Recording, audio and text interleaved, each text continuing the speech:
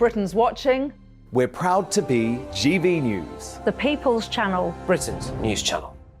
Monday to Thursday, 9 p.m. till 11 p.m. Join me, Dan Wootton. I'll bring you the sharpest takes and hottest debates. Do you not believe in prison? I don't believe in prisons. I'm completely Right. stunned. I guarantee you there'll be no spin, no bias, no censorship, I actually was personally quite offended by it. and no reason to go to bed. So I guess they've always been quite woke. That's Dan Wootton tonight on TV, radio and online, Monday to Thursday from 9 p.m. till 11 p.m. on GB News, the People's Channel, Britain's news channel. We are GB News, the People's Channel. And right across the United Kingdom. You can find us on Sky Channel 512. Virgin Media Channel 604. Freesat Channel 216. Freeview Channel 236. and YouView, Channel 236. You can also take us with you on DAB Plus Radio. With the GB News app and at the website gbnews.uk. We're absolutely everywhere. Come join us on GB News, the People's Channel, Britain's news channel. Hello, I'm Michael Portillo. You can join me every Sunday on GB News. Remember to subscribe to the GB News YouTube channel and to download the GB News app to stay up to date with the latest GB News content. GB News, the People's Channel, Britain's news channel. Join me, Lawrence Fox, on GB News. Frank, fun, fearless, and sometimes serious. Much as I love a Friday night punch-up, what I really want is a battle of ideas. I want to look at things differently. I want to hear different voices and engage with your unique experiences. Every Friday at 7 p.m. on GB News. Hello, I'm Esther. And I'm Philip Davis. Whether you're watching or listening on TV, online or on radio, we handpick the latest stories, debates and expert opinions for your weekend. So whether that's politics, news or showbiz, we've got it covered. Join us every Saturday morning at 10 o'clock on GB News. I'm Mark White. As GB News Home and Security Editor, I cover those key issues that are so important to you. Our authorities, our communities doing all they can to combat violent crime. With the public services under unbearable strain, why are we still failing to control our borders? Defence, the first priority of any government, has been continually hollowed out. Can we trust our politicians to protect the armed forces? Join me, Mark White, on GB News.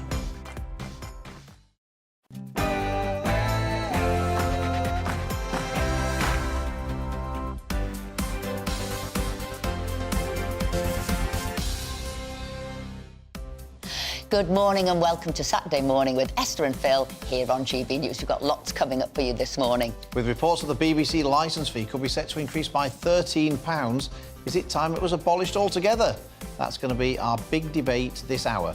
Plus, we've got jobs galore in the UK, but 7 million people out of work. We'll be speaking to Ian Duncan-Smith, whose welfare reforms brought about record employment, asking what needs to be done now to get the country back to work.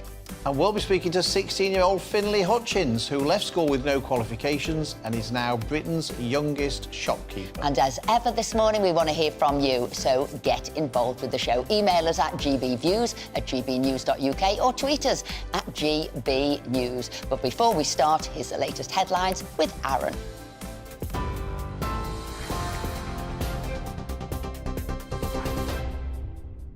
Very good morning to you. It is just after 10 o'clock. Let's get you up to date with the latest headlines. The Home Secretary is in Rwanda to discuss the £140 million deal to send illegal migrants to the country. Suella Braverman, who landed in Kigali this morning, says the plan will act as a powerful deterrent for those making dangerous journeys across the Channel.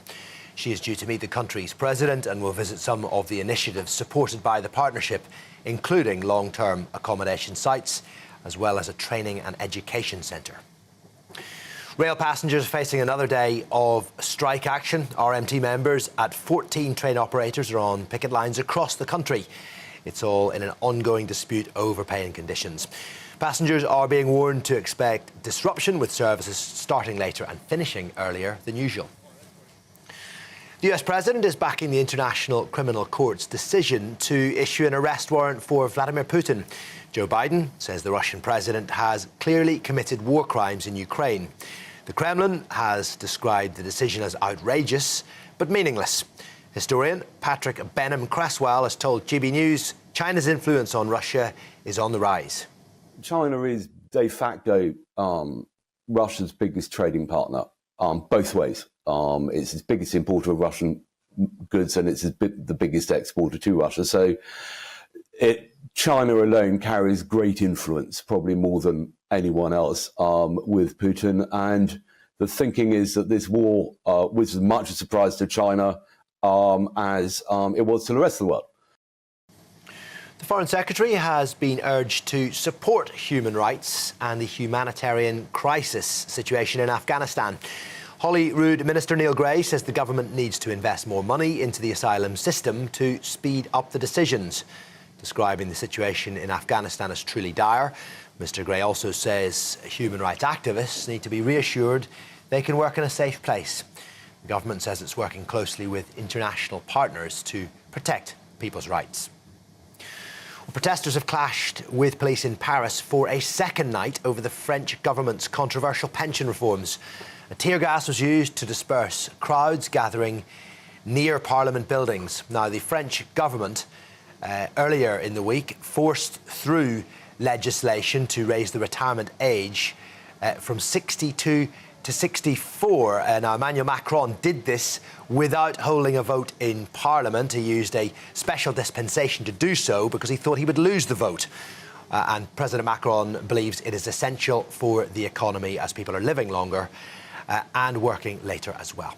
The RAC says diesel drivers are not saving money with the fuel duty freeze, despite retailers making more profits. And the motoring services company says major fuel retailers are not reducing prices despite fuel rates they pay falling to a 15-month low. The company also found retailers are taking an average profit margin of nearly 19 pence for every litre they sell. That is compared with 9 pence last year. Stephen Gallant is one of 4 people being recognised for bravery after tackling the Fishmongers Hall terror attacker. The other 3, Darren Frost, John Crilly and Lukasz Kozolik, are also convicted terrorist Usman Khan until armed police arrived at the scene. Now, Khan had stabbed 2 students and injured 3 other people before running onto London Bridge. They will each receive the Queen's Gallantry Medal. A new survey suggests demand for foreign holidays has recovered to pre-pandemic levels. The poll by the travel association Adhd indicates nearly 2/3 of Britons are planning a foreign holiday this year, with travel up 16% in the last 12 months. The trade group says many travel agents have seen record sales this year, with holidays remaining a spending priority despite the cost of living crisis. Travel correspondent Simon Calder told us it's great news for the industry. Yes, demand is back to pre-pandemic levels, that actually 62% of us have had a holiday in the past year abroad, and that number is set to increase. So very good news for the travel industry, arguably very good news for the traveller who is desperate to make up for lost sunshine. But unfortunately, of course, as you say, the cloud on the horizon is the passport strike. Well, he mentioned it, Simon mentioned the passport strike, and you'll have to get your applications in soon, likely to take some 10 weeks to get a passport processed, 17 weeks until the summer holidays start. Finally, the Prince and Princess of Wales's children will take part in the King's coronation procession in May. The Times says Prince George, Princess Charlotte and Prince Louis will join their grandfather and the Queen when they leave the ceremony at Westminster Abbey. The children will then join their parents in a carriage behind Charles and Camilla as they return to Buckingham Palace. That is it for the moment. More as it happens, as always, but now it is back to Esther and Phil.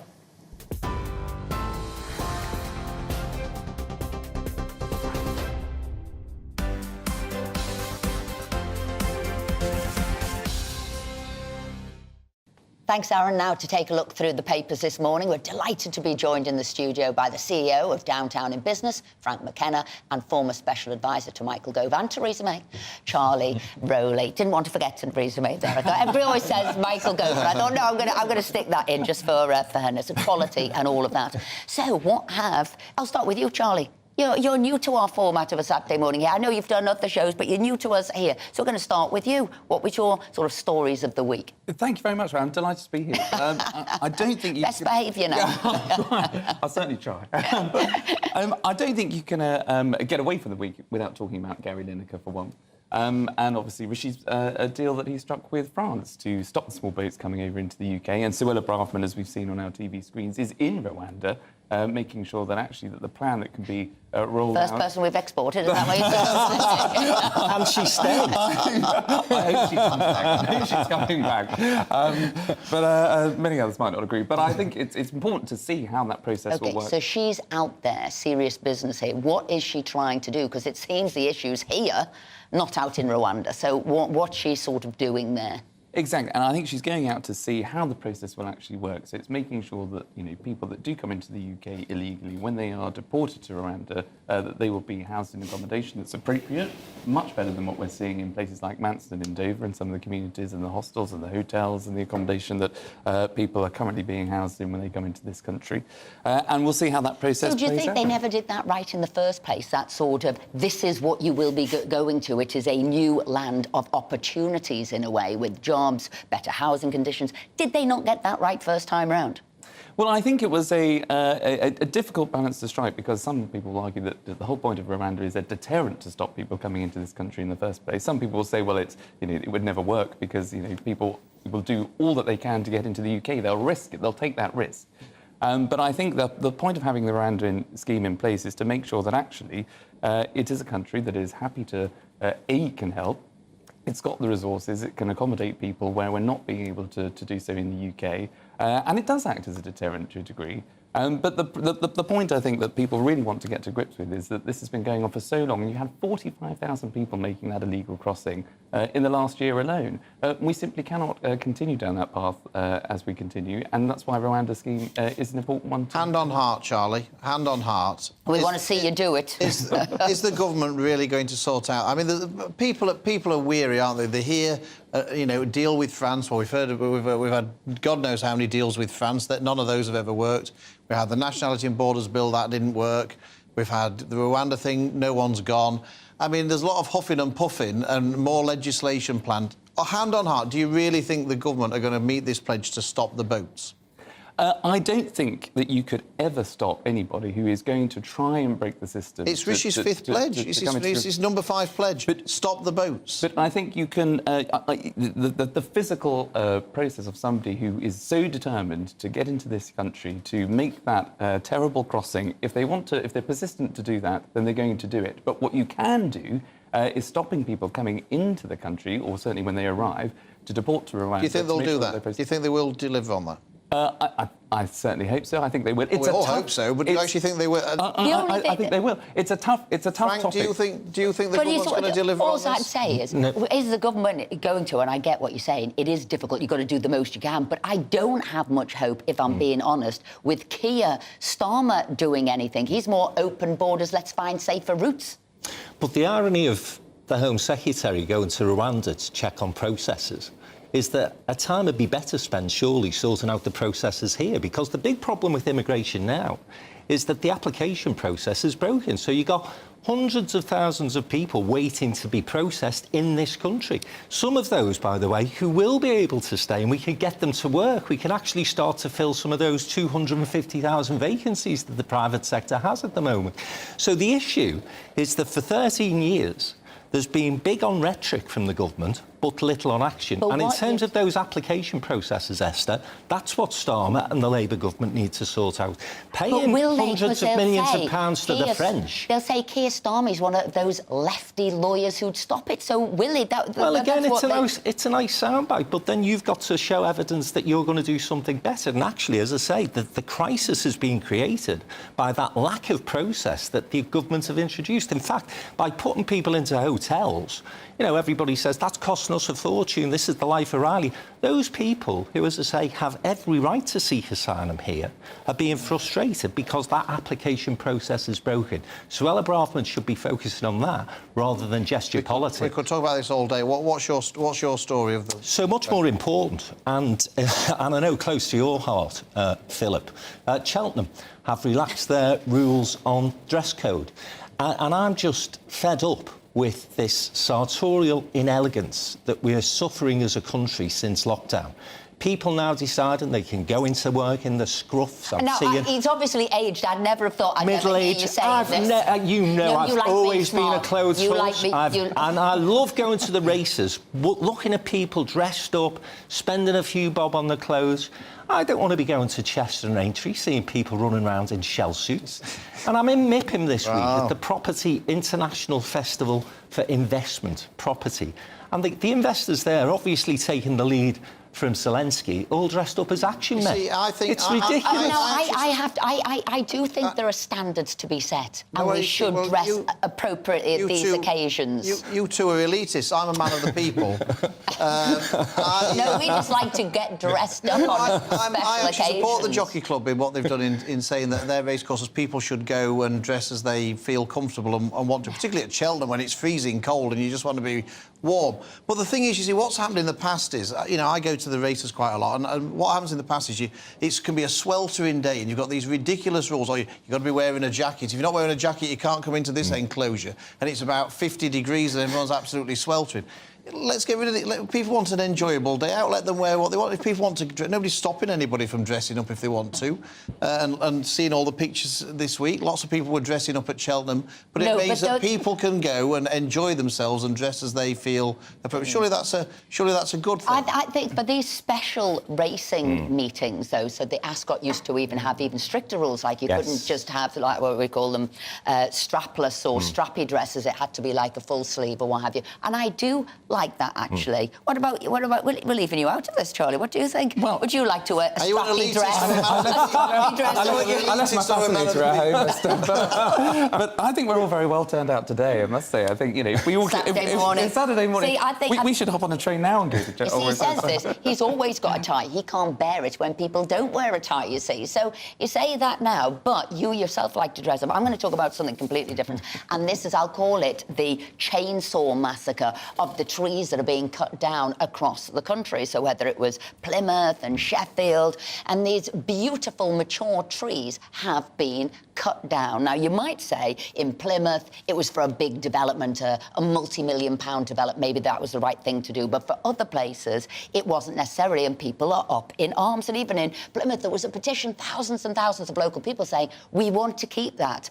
And some people say it's good for your health, it's good for your mental health, it looks beautiful, it adds character to the area, maybe even money to the area. So, also a stupid thing to do before a local election, by the way, for the local council to chop down the trees. But what does anybody else think? I do think trees look spectacular. Why are they chopping them down? Well, for sort of an array of issues. One of them was they said the development needed it. It made me smile. Some of it was for those active travelways for cycling and walking. You couldn't believe that. Is that better than having trees in your local area? I had this in my constituency. In Saltaire, which is a World Heritage Site, the main road to Salt's Mill was tree-lined, and the council took the trees down. It was massively unpopular. They said, you see, they were damaging the pavement. It was making the pavement all uneven and all the rest of it and causing problems there. So I suppose it depends on... I mean, but the local residents and me, I was also opposed to them taking down these trees because they look beautiful. I don't know, what do Frank, NIMBY, I mean, you support, you know, your business group will have developers in there, housing developers, and obviously we had the UNESCO World Heritage Site, what could be done, what couldn't be done for Liverpool. They decided to give up the site to do the development. Biggest barrier to regeneration and infrastructure projects is the planning laws in this country. They do need to be looked at. I agree with you, Philip, there's a balance to this. You know, ripping up trees on a net zero agenda and sticking in cycle tracks seems a bit ridiculous. But the number of developments that get stuck, that get paused or don't happen at all, then actually, you know, that's where we need to look at planning. And if it means trees going, I'm afraid we need to get trees going. And don't think you'll be let off, Charlie. We'll come back to you after Catherine, because obviously advisor to Michael Gove, you've probably got a couple of things to say on that. Now, Britain's facing our biggest wave of worker unrest since the 1980s, with strikes and walkouts planned from teachers, junior doctors, civil servants, rail workers again today, and now also in the papers, people working in the passport office too.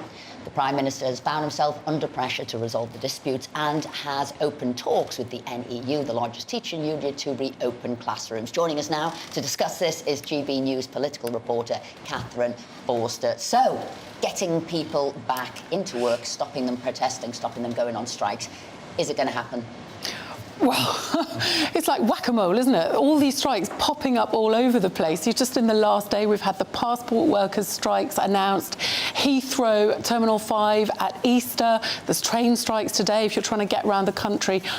But some good news. There is some good news, isn't there? So on Thursday, the government reached agreement with the health unions for an offer which hopefully, assuming it's accepted by members, will bring an end to the strikes by ambulance workers, nurses, cleaners, porters, etc. The other positive news is that the teachers' strikes and the junior doctors' strikes have been suspended pending talks. Now, of course, the teachers' strikes, apart from the disruption to children's education, has a huge knock-on effect on the economy because it stops parents going to work. I mean, half the country's kids pretty much were off school on Wednesday and Thursday, just gone. So that has the potential to be a big breakthrough if they can use the template to get progress there. You say a big breakthrough there. A Telegraph page for today's teachers in talks. They want to do less work for more money. So is that going to be a big breakthrough? Are they feeling their own power, flexing their muscles because they see how disruptive it is? But realistically, more money for less work? Well, certainly they're saying that their pay is down by about a quarter, aren't they, since sort of 2010. They do have a massive issue with teacher recruitment and retention because they simply, especially teachers in STEM subjects, science, technology, maths, if you've got that sort of degree, you can earn a lot more money doing something other than teaching. And Rishi Sunak has said, you know, we want to be a science superpower. So it's very difficult, but clearly the government are not going to be giving them anything like a 20% pay rise. It's not going to happen, is it?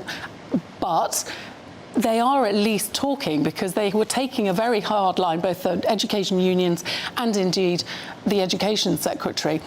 So the fact that they're going to start talking is progress. Similarly, the doctors, I mean, they're asking for 35%. Well, again, it's not going to happen, is it? But at least they're going to start talking. You know, like you said, guacamole, you know, is this the start? Is this the end? Or are they now flexing the muscle? They saw a very good settlement for the NHS, except the junior doctors, lump sum money, and now they're all saying, well, we're going to come out on strike and we want more money. What do our guests think there? Flexing the muscles? They're going to come out on strike. It's going to be never-ending industrial action and also value for money for the taxpayer who are paying for it, Charlie.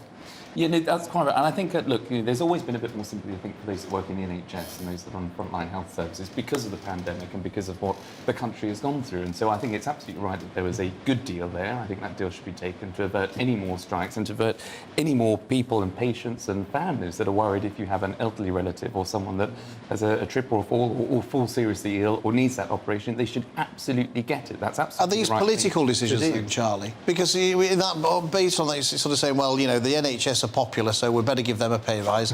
The rail workers, well, nobody really cares about them so much, so they can, you know, we're not going to bother with. Are these political decisions are they the kind of political decisions that are made in government, or is it looking at the nuts and bolts of each individual dispute in isolation? No, I think it's. I think if there's any political decisions being made, it's on the basis of the unions coordinating strikes together, which was touted just before the new year. Now, that luckily I don't think has quite come to pass. But look, there is not enough sympathy amongst the public with those that are striking in terms of the railways.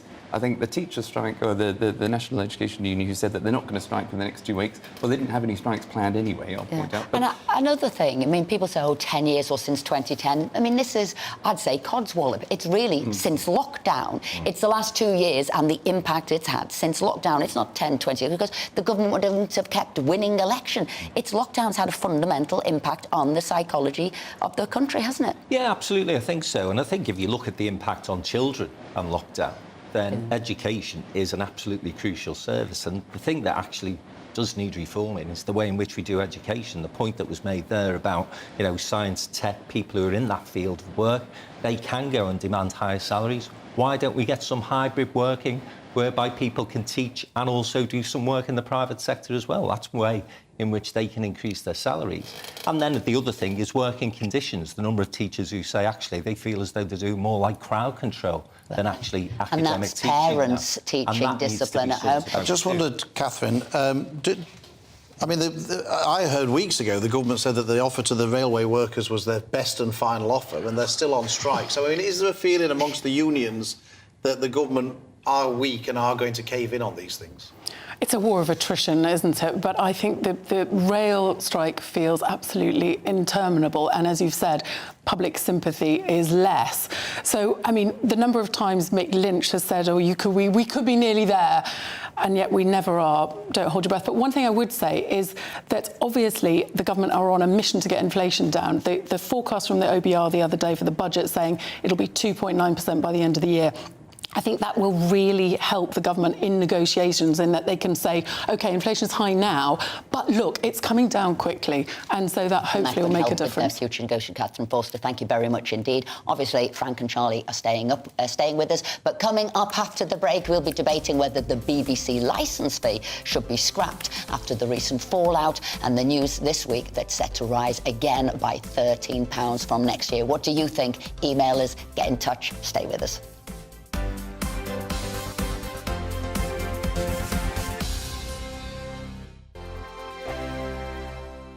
We are GB News, the People's Channel. And right across the United Kingdom. You can find us on Sky Channel 512, Virgin Media Channel 604, Freesat Channel 216, Freeview Channel 236, and YouView Channel 236. You can also take us with you on DAB Plus Radio. With the GB News app and at the website gbnews.uk. We're absolutely everywhere. Come join us on GB News, the People's Channel, Britain's news channel.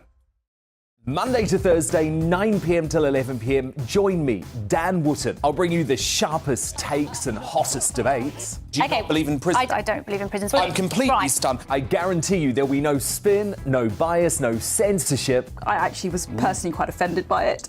And no reason to go to bed. So I guess they've always been quite woke. That's Dan Wootton tonight on TV, radio and online. Monday to Thursday from 9 p.m. till 11 p.m. on GB News. The People's Channel, Britain's news channel.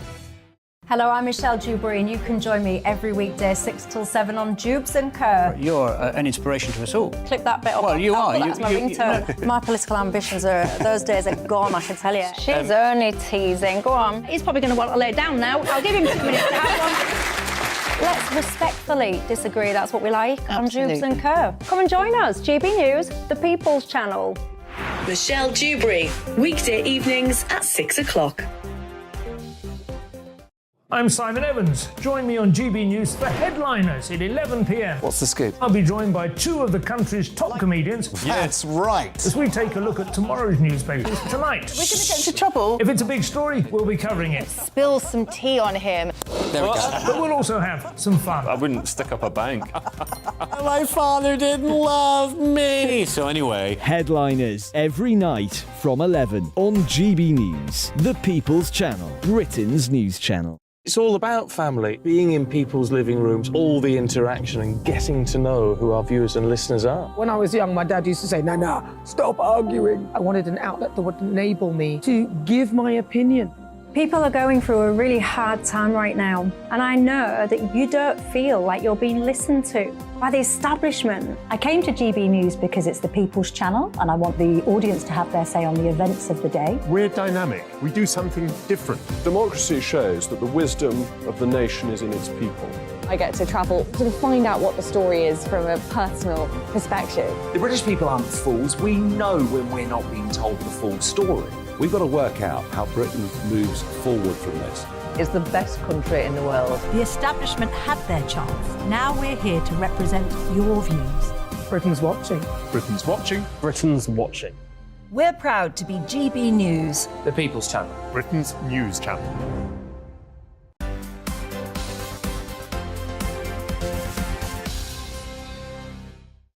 Welcome back. It's 10:26. Lots of you have been getting in touch. I'm going to do these two first. So when we're talking about dress codes and going out on special occasions to the races, Jason has said we must have dress codes. It's absolutely ridiculous the way we've let our country go to the dogs. Well-fitting clothes will not affect you in wet weather, but, you know, shame on you at Cheltenham for not keeping those high standard dress codes. Looks if, once again, I hold a minority opinion. And what did Roger say?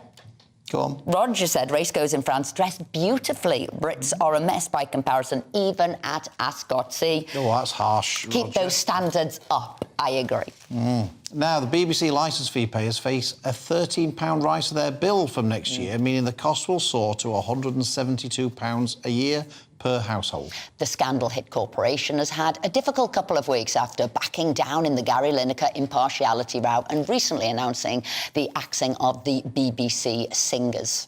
Join us now to this debate. This is Rebecca Ryan of the campaign group Defund the BBC and Roger Bolton, a former BBC executive. Rebecca, if we can start with you. I mean, people say that, you know, the BBC, it's a national treasure, it's a national institution, it's cheap at half the price. Lots of people watch it. It's, you know, £172 a year for everything that they produce. It's a small amount to pay. Or will be. What's your... Will be 172. Well, indeed, if it does go to that. What's your response to that? My response to that is that people now need to have a choice whether or not they want to pay for the BBC. And at the moment, it's attached to all live broadcast TV. BBC is obliged under its charter, it's legally obliged under its charter to be impartial. The BBC now, with the furore that we've seen of Gary Lineker over the last week and a bit, is in breach of that contract. And so the BBC the licence fee needs to be scrapped, absolutely. And people need to have a choice about whether or not they want to pay for the BBC. So the BBC needs to move over onto a subscription type model or an advertising model and you know, stand on its own 2 feet. And then, then Gary will be free to say whatever he likes to say. You know, we're not against free speech. It's just about freedom of choice about paying for it or not. What about the soft power that the BBC brings, Rebecca, around the world? I mean, you go around the world and people look up to the BBC and say that it's, you know, it's one of the things that they cherish about Britain, the fact that they can rely on the news. People who live in maybe authoritarian states, they rely on the BBC to get their information in that impartial way. Do you not think that it enhances Britain's soft power around the world? Actually, we hear quite a lot of complaints from other people in other countries, you know, so for example in India and Kashmir, but we have the BBC wading into that debate and taking an impartial view in that way. And so we get complaints from people around the world who are sort of saying, you know, it's great what Defund the BBC are doing, we support you. So whilst there might be some element of soft power and an audience for the BBC outside the UK, well, that's great, but let those people pay for it then, because it's great that they can enjoy the content that we're paying for and that we're reluctantly forced to pay for if we watch any live broadcast TV. Yeah, I think that argument is really beginning to lose weight. So, Roger Bolton, do you think the BBC has lost its way? If you look at the polling, people now saying a majority, we don't want to have this sort of mandatory forced licence, whether that's in the Techni poll or whether it's in the Telegraph. Has the BBC lost its way? No. Shall I say, first of all, apologise for the fact I'm not wearing a tie after the last discussion. Secondly, I've been fired twice for the BBC, so I'm not a spokesman for them. But I think this debate starts at the wrong place. It should start with saying, it's an upside-down debate. Do we still need public service broadcasting? If so, how best should it be delivered, say, by the BBC or some other way? How should we pay for it, and how much should we pay for it? There's no point starting at the bottom and arguing about the licence fee if you haven't got in place arguments about public service broadcasting. Now, going back to what you said, has the BBC lost its way? No, it's been cocking up over the last week. About every 3 or 4 years, the BBC cocks up in a bad way. And it usually cocks up because the country's divided. On the Lineker thing, country absolutely divided. You read one set of newspapers, one set of polls, you'll see the country's divided. And somebody said in the past, if the country's divided, the BBC's, on the rack. The question is, do we want public service broadcasting or not? Do we want an organisation in its news area which tries to be impartial, fails, but tries? And I have no time for people who say nobody's impartial. It's like saying, because you can't be perfect, you shouldn't try to be good. I mean, it was constantly strive for impartiality, listen to critics, look at your own prejudices, but make an effort, because finally, look what's happening in the United States. The majority, 70% of Republicans, believe that Donald Trump won the election and that there was cheating at the polls, and there's no evidence at all. And why do they believe that? Because there isn't a BBC. All there is are organisations like Fox and other things who are scared to tell the truth.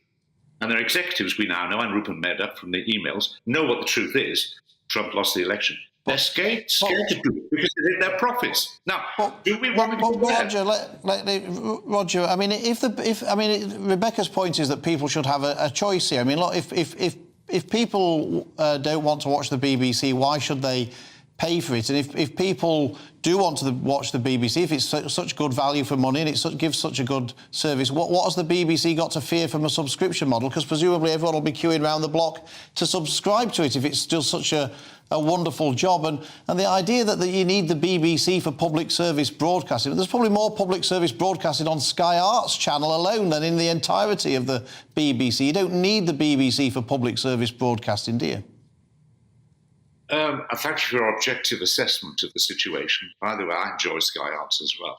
Look, the first thing to say, if you put all those arguments aside about public service, it's ridiculous. Public service is there to do things that to in some ways deal with market failure.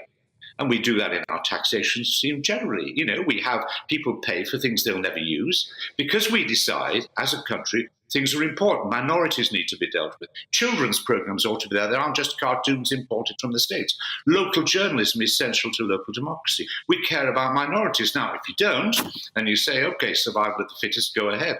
Channel 4 do that, Roger. Channel 4 do they make a big thing that they appeal to audiences that other people don't. So you don't believe in competition. I thought a man like you would have to believe in competition. But, Roger, can I look at it a different way? Because I've always been a fan of the BBC, and that's why I said, has it lost its way? Is it too big? Is it making so much now that there are programmes people don't watch and don't want to watch and don't? And I have to say, if I now looked at how much I watch the BBC, it's not at all, it's minimal, because it's either making also ran programmes, or going back to the point of impartiality, it never feels that way. So has it lost its way over the years? Is it too big? I'm trying to give excuses for it, Roger, because it obviously has, because the vast majority of the public think that. Come on, you're also condemning it at the same time as you're making excuses. Look, what's happened fundamentally is people have vastly more choice. And therefore, when they've got choice, BBC's percentage was poor, but 31% of people watch BBC television, for a start. And by the way, it's not just BBC television, it's radio, it's local radio, it's all digital, it's the news service, it's all of those services. But look, those people are trying to say, get rid of the licence fee, and it's not ideal. I've got to face this fact that subscription won't work in the short term. Subscription works when you have a new service and you can stop people joining a new service. Most people have Freeview, have 1 or 2 television sets. You can't just switch off BBC One, BBC Two. And there are still 1.5 million people in this country who aren't digitally connected. I mean, as you as an MP, do you want to some of your constituents say, hey, I've just lost all these services? So I'm not saying... Well, what I would say, Roger, last year the TV licensing body reported 1 million households had ditched the licence fee in 4 years. That's the turn-off, the rate at the turn-off people, 1 million people. Oh, well, I don't disagree that we're going in a certain direction. I'm just saying that anybody tells you that you can put subscription in now, kill the licence fee and put subscription in, you can't. By the way, what is going on here? People ought to know this. The government has frozen the licence fee for 2 years. The BBC's spending power in real terms has gone down 30%. 30% in 10 years. So it's making cuts, and it's making unpopular cuts. I don't agree with some of them. But that's why we talked about the size. It gets about £4.5 billion from the public. It stops supporting its over 75-year-olds. It's putting up its licence fee, and it's getting rid of things like the BBC Choir. Let me bring... Hold on. Let me bring in Rebecca. This is all... I'm sorry, get your facts right. The BBC... Oh, dear. The BBC has been... What, the BBC aren't getting £4.5 billion from the public? No, they aren't. They're getting about 3.7 billion. OK, £4 billion from the public, because it's 4.5 when I last I don't looked. disagree, it's a large amount of money. But let's look, the government looked at this, and John Whittingdale and others have tried to get rid of the licence fee. And even though they realise you can't do it in the short term, though they want to do it in the longer term. So the answer to that is you squeeze the BBC, as you have done, you freeze the licence fee, you make unpopular cuts, and the government said, nothing to do with us. So the government's put them in a box, which is an awful box, and then they have to make cuts. And I think the public should have a say on what, if it still wants public service broadcasting, and about what we cut. But don't be led astray by people who say you can switch off now and go to subscription. You can't. Rebecca, what about that point that Roger makes? Whatever the rights and wrongs of a licence fee and whether or not it should be intellectually a subscription channel, that you can't actually technologically do it at the moment, and that if you did scrap the BBC licence fee now, lots of people, well, it's just not feasible. It's just not feasible to do because there's no mechanism for doing it. Do you accept Roger's practical point that even if you agree with it, it's not practical to do it at the moment? I think that nobody's asking for the BBC licence fee to be switched off overnight. It's a point of making that decision and gradually moving away from it, because it has to start now. Poll after poll shows that 60% plus of the British public want to get rid of the licence fee. There are 1,000 people every month being prosecuted for non-payment of the licence fee. The BBC is extremely opaque about what the rules are about who needs to pay for a licence fee, and more we see that young people, as they're coming up, they're not watching live broadcast TV. They don't consume TV in the same way that we used to when I was a child. They don't sit and wait for programmes to be broadcast to them down the line. They're watching everything on demand, and you're seeing that more and more with people over the age of 50 who, thanks to lockdown in a large way, have moved over onto on demand. And once you've made that switch into deciding what you watch when you want to watch it, you don't really want to watch live broadcast TV anymore. So there isn't really the argument for taxing people for watching any live broadcast TV. Rebecca Ryan and Roger Bolton, we're going to have to bring this to an end. Undoubtedly, the debate will carry on. But I'd say, and maybe Roger could quick answer this, is it coming to an end, the licence fee? Do you see the licence fee coming to an end? Do you understand the concerns of the public? I've got to give a quick answer because I've got to get to the breaks. Yeah, something BBC wouldn't understand. Smaller licence fee. I think the future will probably a smaller licence fee and subscription. Don't go down the advertising route. But if you want, let's define what we want to keep. Do we want our kids to have proper programmes to watch and not just cartoons from America? And if you do, and the House of Lords are having that debate at the moment. Where do we start? Thank you very much indeed to you both. Now, coming up after the break, we'll be speaking to Britain's youngest shopkeeper. Fantastic story. Don't go anywhere.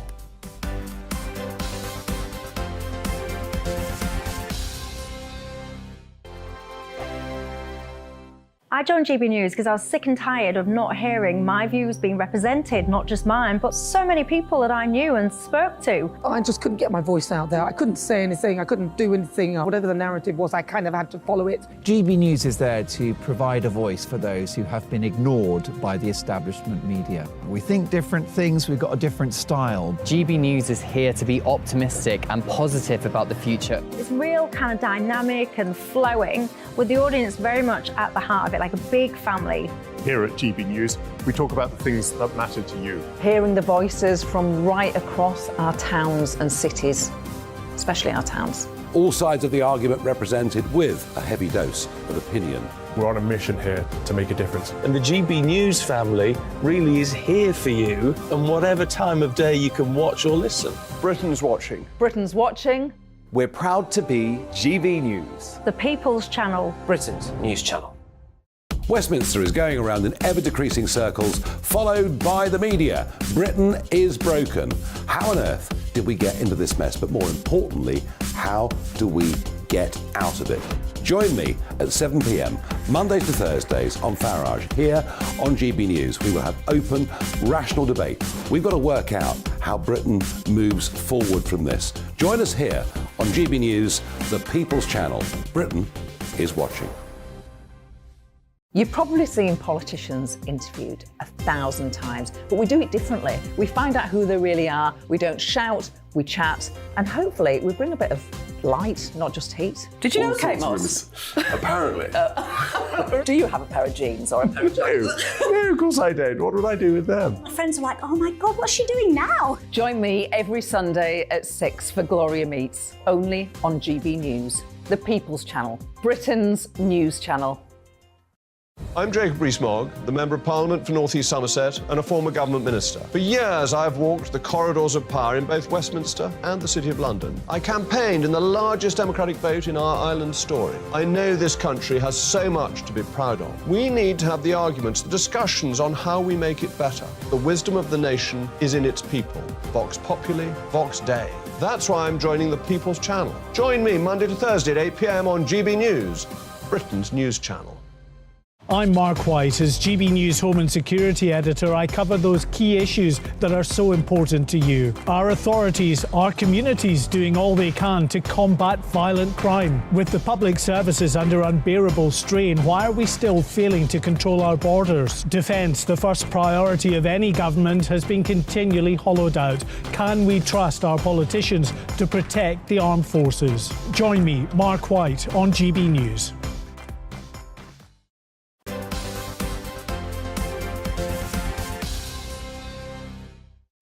Welcome back. It's 10:42. Now, a teenager that dropped out of school with no qualifications has become Britain's youngest shopkeeper, aged just 16. Yeah, Finlay Hutchins now runs Hutchins Emporium in Tewkesbury after he started to sell things on Facebook Marketplace during the COVID lockdown. Well, we're delighted to say that Finlay joins us. Now, Finlay, this is fantastic. Some people would say you dropped out of school, but you had sort of that business drive there and you've been selling things during COVID online. So tell us about what happened and why you decided to give up school and set up your own business.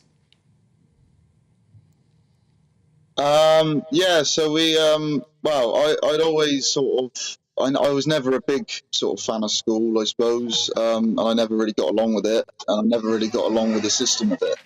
And so I never sort of, always wanted to be there.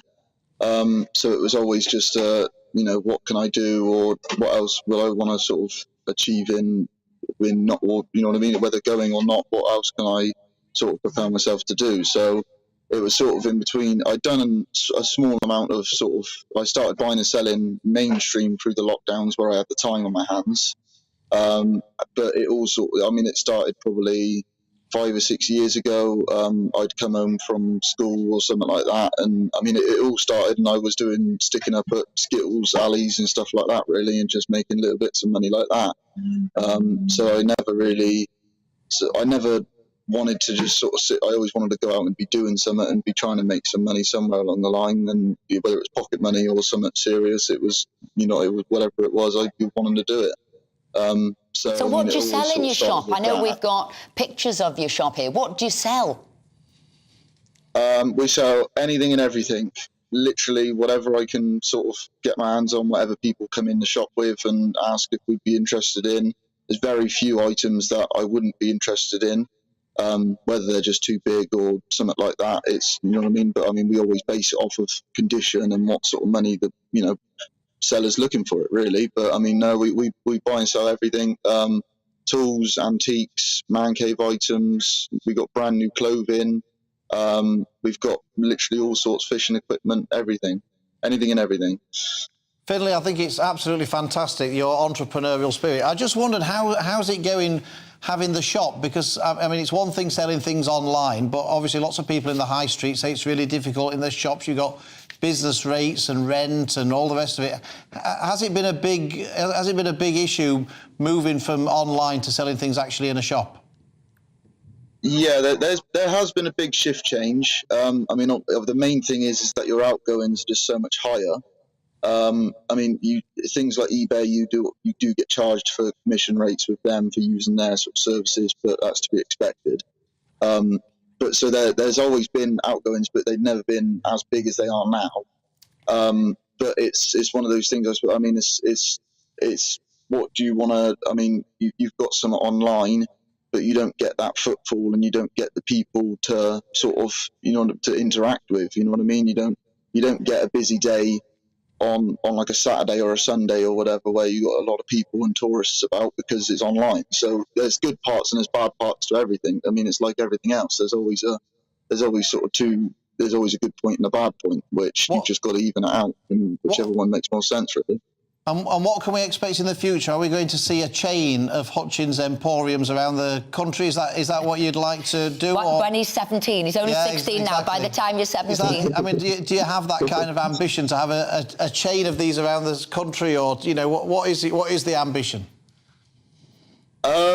I mean, to be fair, it's one of those things. I'm a very big sort of believer in it's just sort of one step at a time. I used to dream. I mean, I still dream big. I mean, I used to dream a lot bigger, but I'm very much just like I'll take one step at a time and sort of push through like that. I mean, I'd like to get to a point where whether I had 2, 3, 4 shops, it is all you never know. I mean, it just depends on what sort of life takes you with you, really. You know what I mean? It's one of those things, I suppose.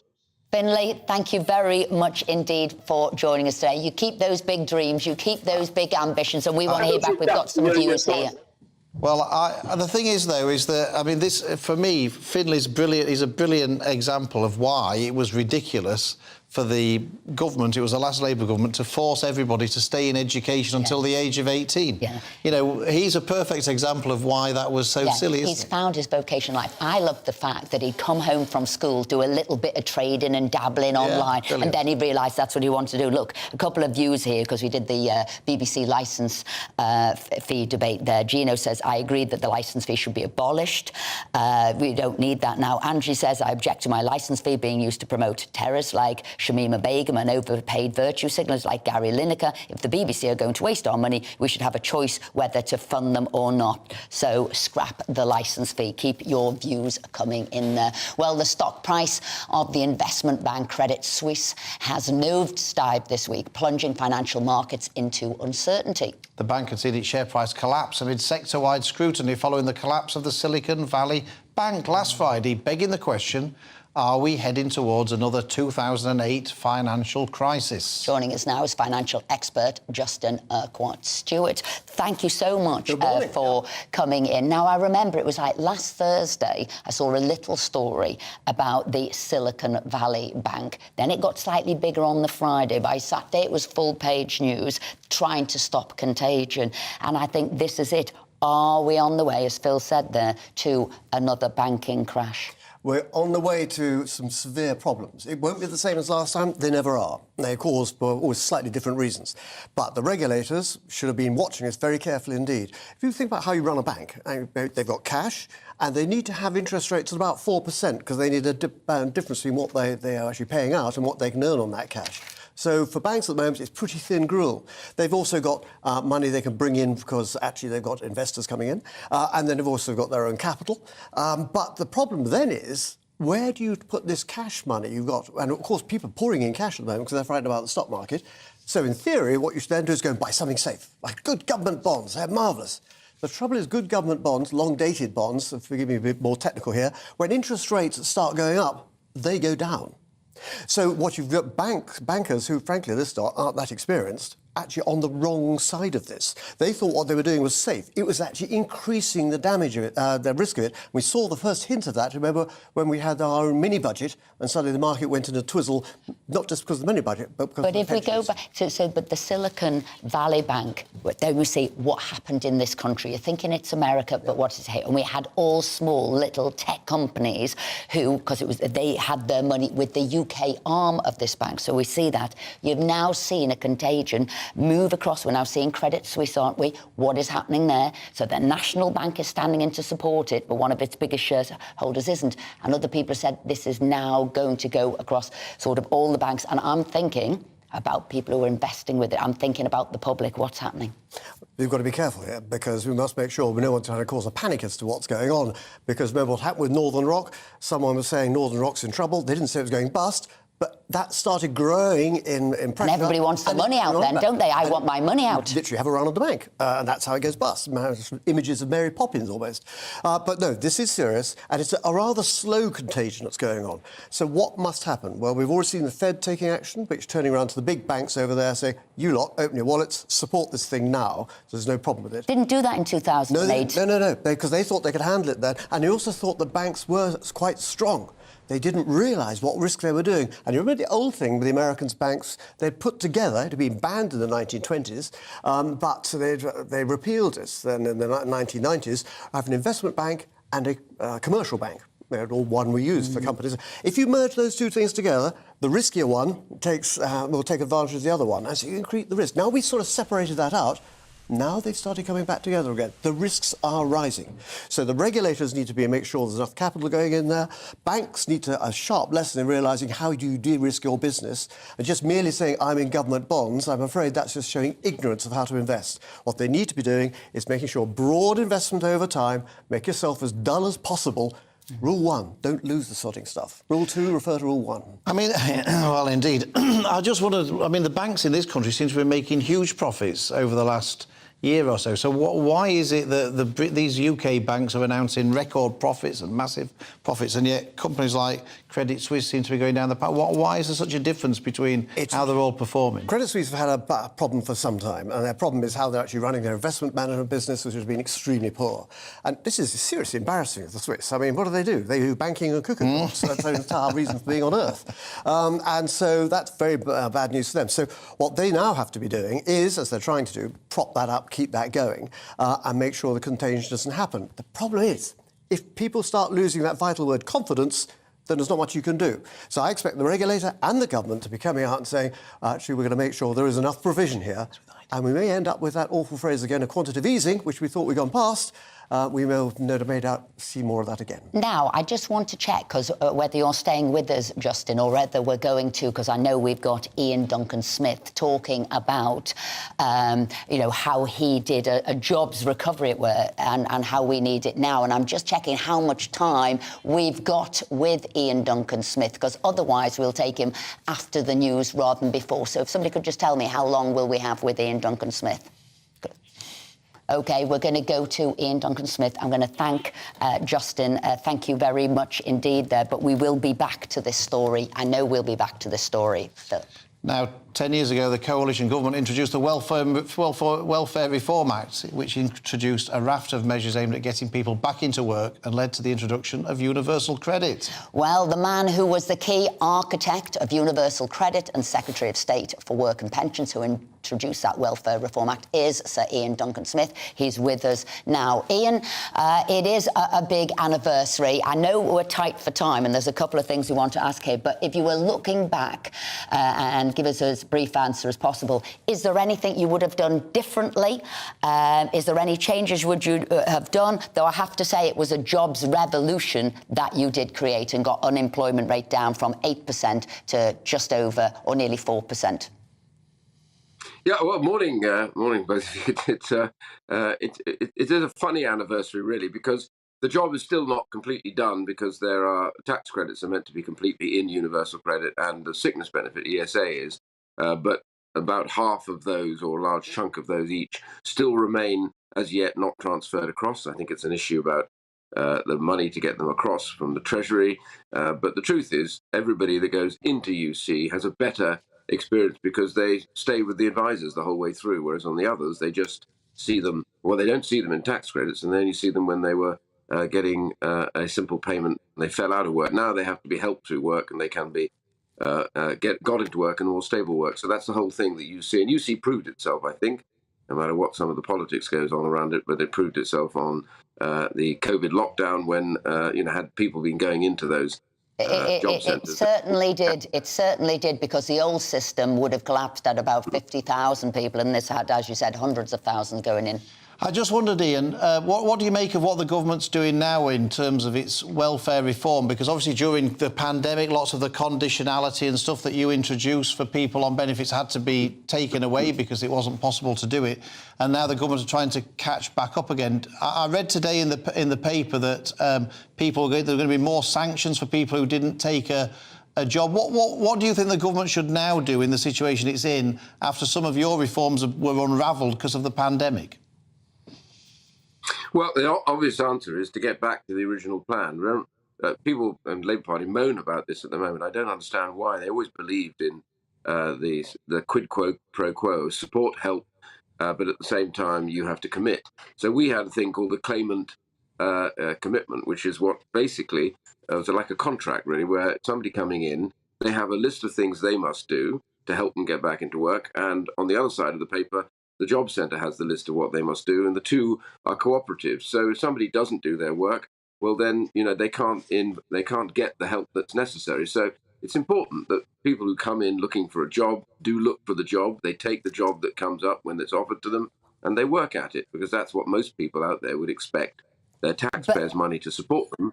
But if there's a job, get that job. Ian Duncan Smith, we used to say you're in a job to get a job when you're on benefits. So there was your commitment, you're getting money from the state, therefore there is a commitment by you to get a job, and that was broken, as Phil said, during lockdown. We've got now 5,000 people a day claiming sickness benefits, which is twice the pre-COVID rate. What are the government going to do for that? Because if you look at the amount that's been spent, health-related benefits have risen by £8 billion in the last 4 months. What's the government going to have to do to get these people back into work? Well, a lot of people that are on sickness benefits, a lot of it now is mental health, depression and anxiety. These are treatable conditions. And we did a poll of that at the Centre for Social Justice. We found out that between 700,000 and 1 million people who are on those benefits want to work, but they feel they can't work because they fear that at that stage, if they go into work, fall out, they will have lost their benefit and therefore they will be worse off.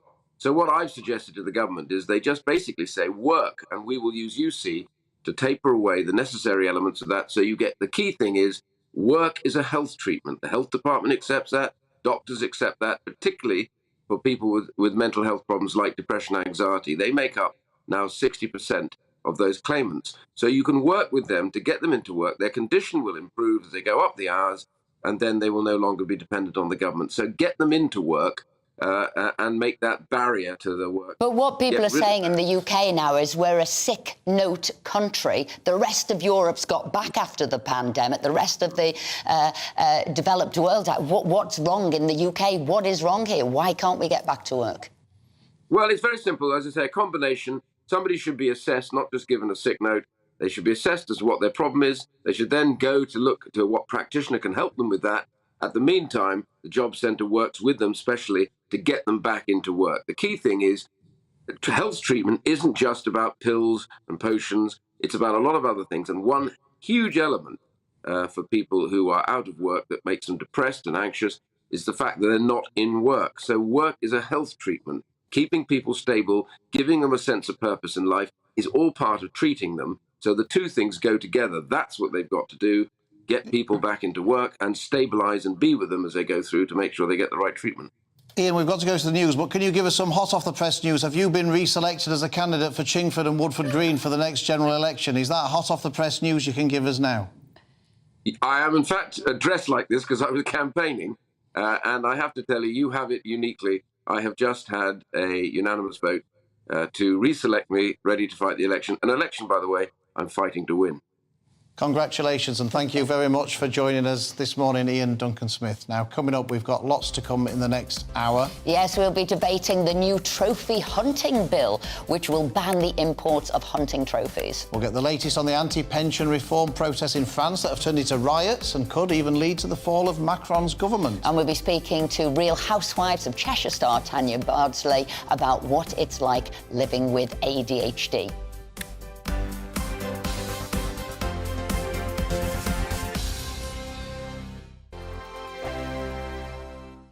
Monday to Thursday nights on GB News. At 6, it's Dubes & Co. 7 o'clock, Farage. At 8, join Jacob Rees-Mogg. And at 9, Dan Wootton Tonight, followed by Headliners. On TV, radio and online. This is GB News.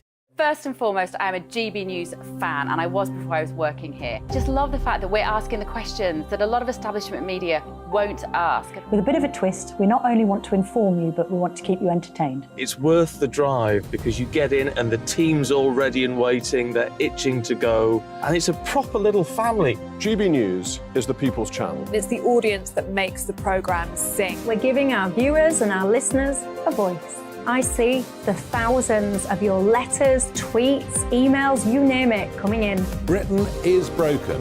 How on earth did we get into this mess? But more importantly, how do we get out of it? The establishment had their chance. Now we're here to represent you. It's time for something different.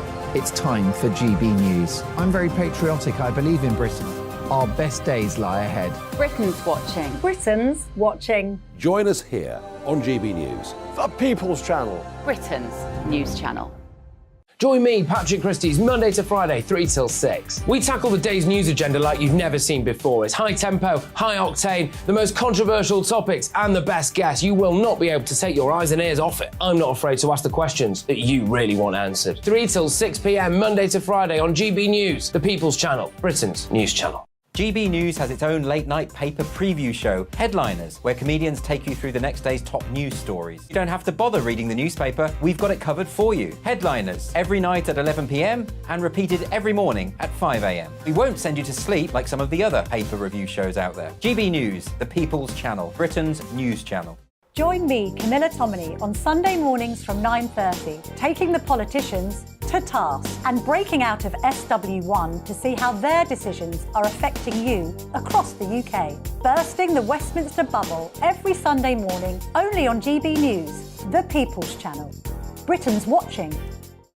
I'm Michael Portillo. Join me on GB News on a Sunday morning for topical discussion, debate, arts and culture, and sometimes even some ethical dilemmas. I don't always agree with you, Michael.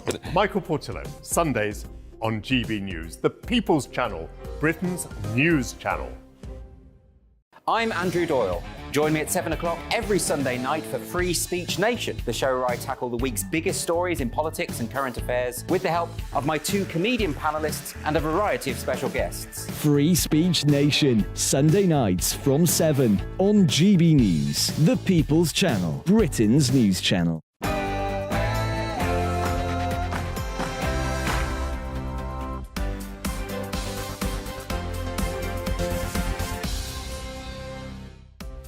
Welcome back to the show. You're watching Esther and Phil on Saturday morning. Yes, we'll be debating the new trophy hunting bill, which will ban the imports of hunting trophies a little bit later. We'll get the latest on the anti-pension reform protests in France that have turned into riots and could lead to the fall of Macron's government. And we'll be speaking to Real Housewives of Chester star Tanya Bardsley about what it's like living with ADHD. And of course, we want to hear your views, so do email us gbviews@gbnews.uk. But here's the news with Aaron.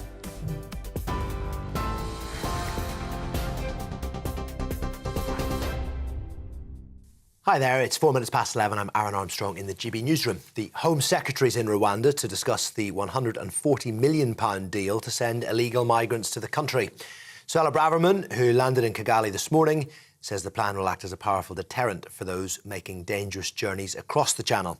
She is due to meet the country's president and will visit some of the initiatives supported by the partnership, including long-term accommodation sites, as well as visiting a training and education centre. Rail passengers are facing another day of strike action. RMT members at 14 train operators are on picket lines across the country in an ongoing dispute over pay and conditions. Passengers are being warned to expect disruption, with services starting later and finishing earlier than usual. RMT General Secretary Mick Lynch says transport ministers need to follow the lead of other government departments to avoid further strikes. We need a change. We need the government to make a change in attitude. There's a bit of that this week we've seen in the health service and maybe in the teachers' unions. The difference in those deals is that there are no conditions. It's new money, but our members are having to swallow, or expected to swallow, vast changes to their working conditions, and they're not prepared to do that in order to get a very modest, poor pay rise. The US President backing the decision by the International Criminal Court to issue an arrest warrant for Vladimir Putin. Joe Biden says the Russian president has clearly committed war crimes in Ukraine. The Kremlin's described the decision as outrageous and meaningless because Russia does not recognise the jurisdiction of the ICC. Now, the arrest warrant comes ahead of the Chinese President Xi Jinping's visit to Moscow on Monday. Historian Patrick Benham-Cresswell told GB News China's influence on Russia is on the rise. China is de facto Russia's biggest trading partner, both ways. It's its biggest importer of Russian goods and it's the biggest exporter to Russia. So China alone carries great influence, probably more than anyone else, with Putin. And the thinking is that this war was as much a surprise to China as it was to the rest of the world. Well, Pakistan's former Prime Minister Imran Khan is due to appear in court shortly on charges of corruption. Police stormed his residence in Lahore this morning and arrested several of his supporters. Khan's appearance in court follows days of standoffs with police outside his property. They attempted to arrest him on Tuesday. The Foreign Secretary has been urged to support human rights and the humanitarian crisis in Afghanistan. Holyrood Minister Neil Gray says the government needs to invest more money in the asylum system to speed up decisions. Describing the situation in Afghanistan as truly dire, Mr Gray also says human rights activists need to be reassured they can work in a safe place. The government says it's working closely with international partners to protect people's rights. The RAC says diesel drivers are not saving money with the fuel duty freeze, despite retailers making more profits. It says major fuel retailers are not reducing prices despite fuel rates they pay falling to a 15-month low. The company also found retailers are taking an average profit margin of nearly 19 pence for every litre they sell. That's compared with 9 pence last year. A new survey suggests demand for foreign holidays has recovered to pre-pandemic levels. The poll by the travel association Adhd indicates nearly two-thirds of Britons are planning a foreign holiday this year, with travel up 16% in the last 12 months. The trade group says many travel agents have seen record sales this year, with holidays remaining a spending priority despite the cost of living crisis. Travel correspondent Simon Calder told us it's great news for the industry. Yes, demand is back to pre-pandemic levels, that actually 62% of us have had a holiday in the past year abroad, and that number is set to increase. So very good news for the travel industry, arguably very good news for the traveller who is desperate to make up for lost sunshine. But unfortunately, of course, as you say, the cloud on the horizon is the passport strike. It's GB News. That is it for the moment. Now it is back to Esther and Phil.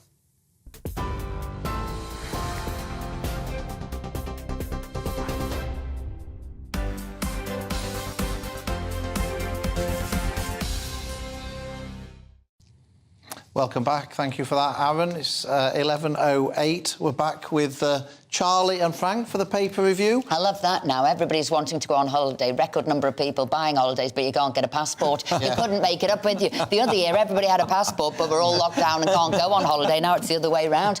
Frank, what have you... I'm glad it's brought a smile to your face. A good job us Brits have laugh a dark... or cry. You laugh or cry. Yeah, a dark sense of humour. What's your story there in today's papers? Yeah, just on the passport strike, how will we tell? But anyway... Well, very good point. When they're talking about working conditions, what have they been doing for the last year as people have not got the passport incredible, weren't they? Right, so I've just picked out an interview, fascinating interview today. Lunch with the FT, Michael Heseltine, huge political hero of mine. Obviously, very affectionately remembered for the work he did in my home city of Liverpool, a freeman of Liverpool, which I think for a Conservative politician is some achievement.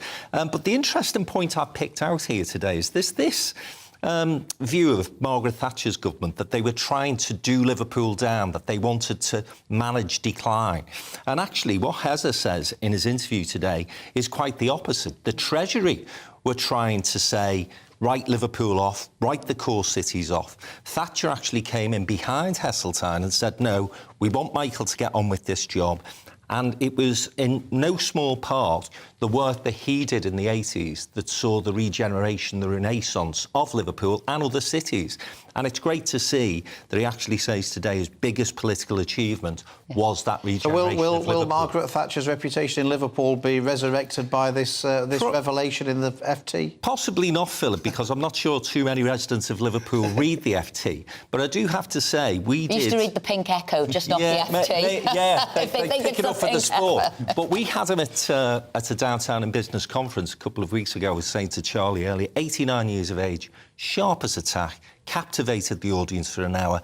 And that guy's experience, you would think the government of any colour would be having him in the tent, advising them. And it's interesting, again, today he's saying it's good to see the adults back in charge at number 10. So that's an interesting comment. I'll add to that before I turn to Charlie. They did try and look when they were getting, you know, the old documents out. Did Margaret Thatcher say managed decline in Liverpool? And they were looking through all the... And she never... And so that story raised its head a while ago, but nobody actually wanted to believe that she said, no, we need this city to do well. But what she did say, I don't feel that they'll want me doing it. I'm going to send Michael Heseltine instead of me because it's really important the city does well. And most people never get to know that. Charlie, your story?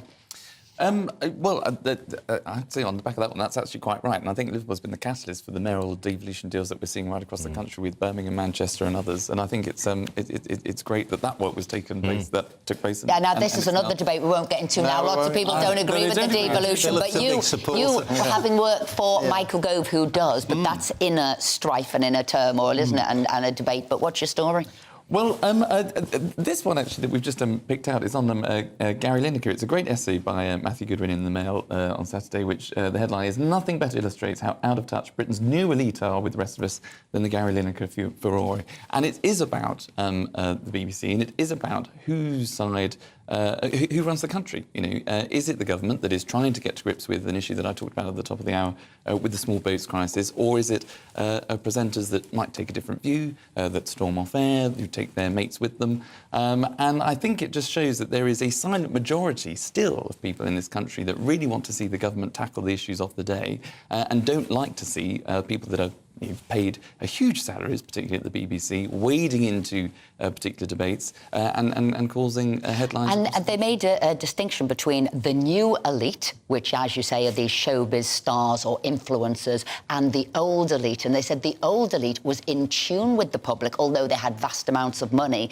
These people aren't in tune. These are wanting to do woke things, be very progressive, be very liberal, and are changing things at a speed and don't even seem to like the country. And that was the upset, that the vast majority, though Gary said he was speaking for those who didn't have a voice, most of them said, well, we wish you'd keep your voice a little bit quiet and you weren't speaking for the majority of the country. Very interesting article. What's your view about that, Frank? Well, I'm one of the elite, obviously. I thought Gary Lineker, his comments, I think, were... He was misspoken. He shouldn't have said what he said. However, I think the BBC badly managed the situation. I agree. There was a lack of leadership. It could have been closed down very quickly. Yep. And in the end, we've ended up in nowhere land, haven't we? Because Lineker's back on Match of the Day this evening with his mates. The BBC look a little bit daft. They're going away to rewrite the rules about what freelancers can and cannot say on Twitter. But as I said about Andrew Bridgen a few weeks ago, if you remember, on this programme, I'm not in favour of closing down free speech. And if Gary Lineker wants to say something, however controversial, then he should be allowed to say it. Although what I think, in terms of that particular tweet did, was it actually took the story away from the real issue, which was whether or not the new policy the governments are implementing is going to work. And I think, as we were saying earlier, the jury's out on that. I was digging a little bit deeper to why all of his friends walked out with him. Why did they all want to leave? And it's very interesting that actually the Match of the Day podcasts and various of those programmes are done by Gary Lineker's company, paid for via the BBC, and they therefore were paid for by Gary Lineker. He's got a lot more power, getting money not just from his wage, but extra through his production company, which the BBC are paying for. And I think that will start to unravel. Phil? Well, I just had a little story here before we move back on to Frank again. It's got a great-great-gran who has turned 108. Says her secret to long life is a tipple at lunchtime. So she says, work hard, but party harder. It's never done me any harm. So there you go. It's official. what you need to get to live to 108, and that's Mary Ann Clifton from... she lives in Orpington. Many happy returns to her. What time is it now? Well, I'm feeling desperate for a little tipple. You've got 45 minutes. I thought that was a kick in the teeth to the public health wallers, wasn't it? You see the way we've got, you can't see what's in our cup. We could be tippling already, we can see what's in yours. I think Mary Ann Clifton speaks more sense than all the public health wallers, and she's there to prove that, have a drink at lunchtime didn't do her any harm. I had this story. Oh, go on. Shall I go to you? Oh, well, do you want me? I just thought was interesting, and this was a special Mail investigation about Albanian narcos, as they're called. It's by Stephen Wright and Jamin Wiseman, and it's now that these Albanians, which we know, I'm not saying every single one, but a vast majority of who've come into this country. 12,000 of those 45,000 last year who are doing the drug dealing, and bringing drugs in, cocaine from around the world. And they said now it's quicker to get cocaine on the Brighton streets than it is to get a Deliveroo because of what's going on and how they've infiltrated, the gangs and what have you in our own country. And that is why these people need to be returned as soon as possible. They are criminals. They're destroying the infrastructure of our country. And to have this sort of cocaine passage to our streets, they need to be. I wonder what Gary Lineker's got to say about that. I don't he's really care. He's the one who's wanted to keep all... Precisely, sometimes... He's the one wanting to keep all these people in the country. Sometimes it's easy to do a 140-word digit sort of tweet, but actually the reality and the impact it's having on the ground, that's why the people in public weren't agreeing with them, because they're seeing the devastation on the streets. Yeah, the interesting thing as well in that story, Esther, is that the one city they haven't been able to infiltrate is Liverpool. Yeah, so, it said Merseyside... It's quite interesting, that. Yeah, it said Albanian organised crime now controls the cocaine market across all of the main cities and suburban areas of Britain, with one exception, Merseyside. Yeah, so I'm not quite sure what that says about our city, but nevertheless, it's good that the Albanians aren't infiltrating it. But on a sad note, but a positive one as well, in that Jacqueline Gold passed away yesterday, and she was a fabulous female entrepreneur, actually. And I was at a dinner last night at the House of Commons celebrating female entrepreneurship, and the number of women who referenced her as a role model, because she went into a boardroom of men, famous story, put her proposition, which everyone will know about, I don't need to repeat it on a Saturday morning programme, and all these guys said, well, as if women would be interested in anything like that. And of course, 10 years later, she had one of the fastest growing retail outfits people will say she in the came world. from a sort of a big business family, and maybe she had a hand up or whatever it was, but actually she had a very tough and interesting past life, and how things related with her family. So all credit to her. She was a phenomenal businesswoman. Yeah, and it leads nicely about talking about Anne Summers, Frank, onto Esther's favourite story. I didn't mention that. Esther's favourite story of the day, page 25 of The Sun, Cock and Bull, which is a cracking headline, to be perfectly honest. It says, men do regularly lie about their willy size. And I didn't know. Frank, did you spit your trigger? According to researchers in Denmark. Now, look, I didn't know whether to raise this subject today or not. Is that a double entendre about raising yes, exactly. But, do you? Do you lie about these matters? I've walked onto the set of a Carry On. I was saying to Charlie, actually, I was looking forward to today being my audition for the new Bond, and obviously I've been overlooked once again, according to reports today. But do I want to comment on that, really? Just yes or no? Yes or no? No, I don't lie about mine. Yes or no? Well, the question is, have I ever lied? No one's ever asked. And Philip, and the answer's yes. Should we turn to you now, Charlie? You're the more civilised amongst us. Well, we were Frank was talking about Michael Heseltine being 89. Phil's great story about that woman who likes to tipple at lunch being 104. It's about age, and in France, I praised them earlier on for the deal that we've had in terms of the migrant crisis. What they're struggling with domestically is raising their retirement age from 62 to 64. Emmanuel Macron has gone overhead of the National Assembly, which is the equivalent of the House of Commons, and imposed this new retirement age of 64. Now, we struggle with getting people over 50 into work. Nobody on this panel is anywhere near that age or anywhere close to retirement. So we'll be working... Politics. Give a silver-tongued charm. But we are going to cover that subject a little bit later on, because of the riots that's going on there. The fact that this could be the end of Macron's government.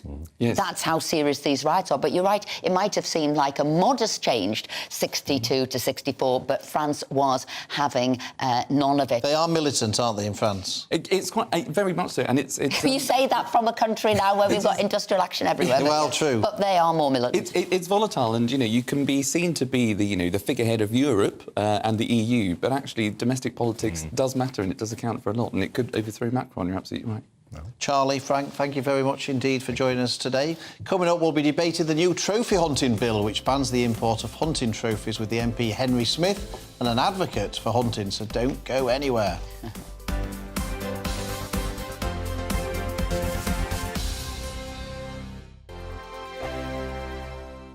We are GB News, the People's Channel. And right across the United Kingdom. You can find us on Sky Channel 512. Virgin Media Channel 604. Freesat Channel 216. Freeview Channel 236. And YouView Channel 236. You can also take us with you on DAB+ radio. With the GB News app and at the website gbnews.uk. We're absolutely everywhere. Come join us on GB News, the People's Channel, Britain's news channel.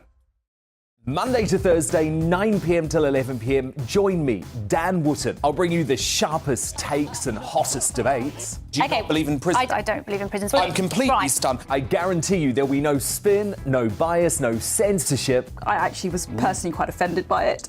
And no reason to go to bed. So I guess they've always been quite woke. That's Dan Wootton tonight on TV, radio and online. Monday to Thursday from 9 p.m. till 11 p.m. on GB News. The People's Channel, Britain's news channel. Hello, I'm Michelle Dewberry, and you can join me every weekday 6 till 7 on Jubes & Co. You're an inspiration to us all. Clip that bit up. Well, you are. That's my ringtone. My political ambitions those days are gone, I can tell you. She's only teasing. Go on. He's probably going to want to lay it down now. I'll give him 2 minutes to have one. Let's respectfully disagree. That's what we like on Jubes & Co. Come and join us. GB News, the People's Channel. Michelle Dewberry, weekday evenings at 6 o'clock. I'm Simon Evans. Join me on GB News for Headliners at 11 p.m. What's the scoop? I'll be joined by two of the country's top comedians. That's right. As we take a look at tomorrow's newspapers tonight. We're going to get into trouble. If it's a big story, we'll be covering it. Spill some tea on him. There we go. But we'll also have some fun. I wouldn't stick up a bank. My father didn't love me. So anyway. Headliners every night from 11 on GB News, the People's Channel, Britain's news channel. It's all about family, being in people's living rooms, all the interaction and getting to know who our viewers and listeners are. When I was young, my dad used to say, "Nana, stop arguing." I wanted an outlet that would enable me to give my opinion. People are going through a really hard time right now, and I know that you don't feel like you're being listened to by the establishment. I came to GB News because it's the People's Channel, and I want the audience to have their say on the events of the day. We're dynamic. We do something different. Democracy shows that the wisdom of the nation is in its people. I get to travel to find out what the story is from a personal perspective. The British people aren't fools. We know when we're not being told the full story. We've got to work out how Britain moves forward from this. It's the best country in the world. The establishment had their chance. Now we're here to represent your views. Britain's watching. Britain's watching. Britain's watching. We're proud to be GB News. The People's Channel. Britain's news channel.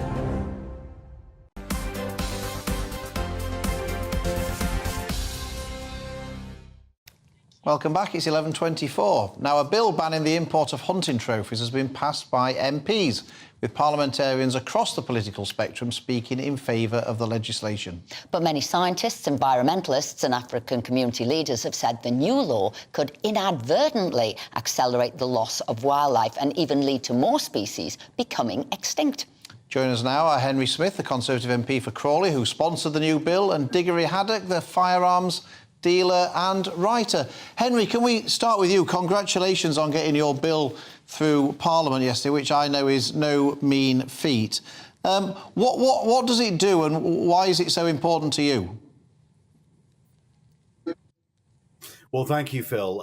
Essentially, the bill would ban the importation of hunting trophies, body parts of endangered species, not just from Africa, but from other parts of the world as well, such as polar bears in North America, into Great Britain, because a clear majority of the British public, recent opinion polls between 80 and 90%, want to see such an import prohibition. So that's why I brought forward the legislation. Very pleased that it has been supported by the government, and I think will go an important way to helping preserve some of the world's most endangered species that in many cases sadly are on the brink.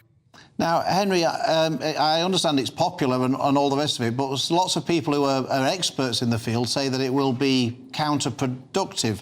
I was reading an Oxford University professor who's an expert in lion conservation who said that this bill will kill more animals than it will save. It's bitterly disappointing that MPs have succumbed to an emotive but misinformed animal rights campaign. What would you say to that Oxford University professor? Well, first of all, whilst there might be a range of views on animal rights and animal welfare, this bill is about what we choose to import into this country or not. So its territorial extent is Great Britain. But I always think it's a fairly strange argument that to say the way to save an endangered animal is to shoot an endangered animal dead. Photo safaris are a way I think that local communities, often in some of the poorest parts of the world, can be supported. You can shoot a lion 100, 500 times with a camera. You can only shoot that lion once with a bullet. So I do think it is an advantage to conservation, and many countries around the world are looking to introduce similar legislation. Diggory, can I bring you in here? I mean, surely you don't want the UK to be part of a trade in the body parts of endangered species, do you? Well, if you put it as pejoratively as that, then it's very easy to disagree with. And this is part of the problem, that when people talk about the UK population generally being supportive of trophy bans, it's because the wording is put in a pejorative way that makes it sound like it's an obvious no-brainer that killing animals is mean and nasty and it would be nice to stop it. Unfortunately, Mr. Smith's bill and Mr. Smith's entire rationale is emotive. It's really self-indulgent populist virtue signalling. It has no value. You're absolutely right to bring up, I think it was Amy Dickman, Professor Amy Dickman you were quoting, who's actually based in the very conservation strategies that people need to understand.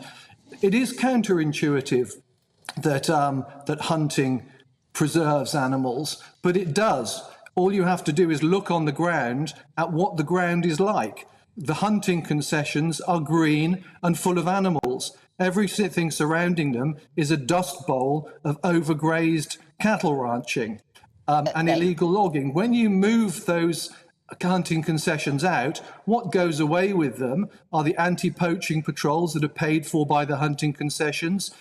Without that protection, then the locals just move in and they kill everything. They cut down the trees, they move their cattle in, and you get outside of the hunting concessions moving into what's now there. It's Let me bring in Henry. Scale. This is going to be an environmental catastrophe if you carry on with it, and it's based on emotion. Dickory, let me bring in Henry. Based on science. Henry, if I'll ask a question here.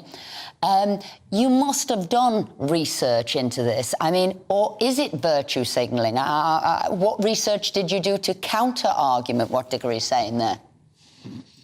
Well, there was a wide-ranging consultation that was carried out by the Department for the Environment, Food and Rural Affairs, the UK department, and some 44,000 entries were received to that consultation, and about 85% of those were in favour of introducing a trophy hunting import ban, and the figures really stand for themselves. So in Botswana, where trophy hunting was banned for about a decade, wildlife populations resurged of those endangered species.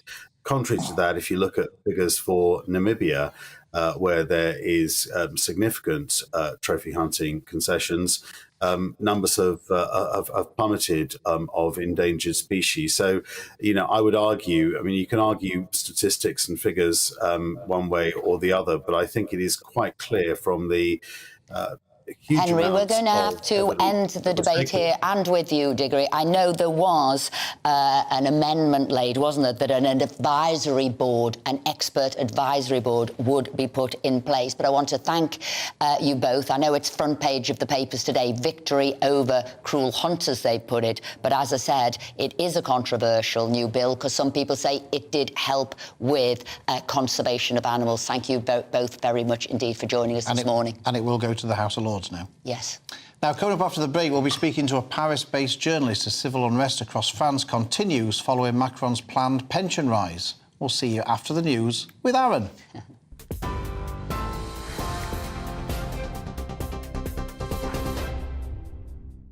It's bang on 11:30. I'm Aaron Armstrong in the GB newsroom. The Home Secretary, Suella Braverman's in Rwanda to discuss the £140 million deal to send illegal migrants there. She says the plan will act as a powerful deterrent for those making dangerous journeys across the Channel. She's due to meet the country's president and will visit some of the initiatives supported by the partnership, including long-term accommodation sites as well as a training and education centre. Rail passengers are facing another day of disruption because of strike action. RMT members at 14 train operators are on the picket lines across the country in their ongoing dispute. Passengers are being warned to expect disruption, with services starting later and finishing earlier than they normally do. The US President is backing the decision by the International Criminal Court to issue an arrest warrant for Vladimir Putin. Joe Biden says the Russian president has clearly committed war crimes in Ukraine. The Kremlin, though, has described the situation as outrageous and meaningless because it doesn't recognise the jurisdiction of the ICC. The arrest warrant comes ahead of a visit by the Chinese President Xi Jinping to Moscow on Monday. Pakistan's former Prime Minister Imran Khan is due to appear in court later on charges of corruption. Police stormed his residence in Lahore this morning and arrested several of his supporters. Khan's appearance in court follows days of standoffs outside his property. Police attempted to arrest him there on Tuesday. And the new survey suggests demand for foreign holidays has recovered to pre-pandemic levels.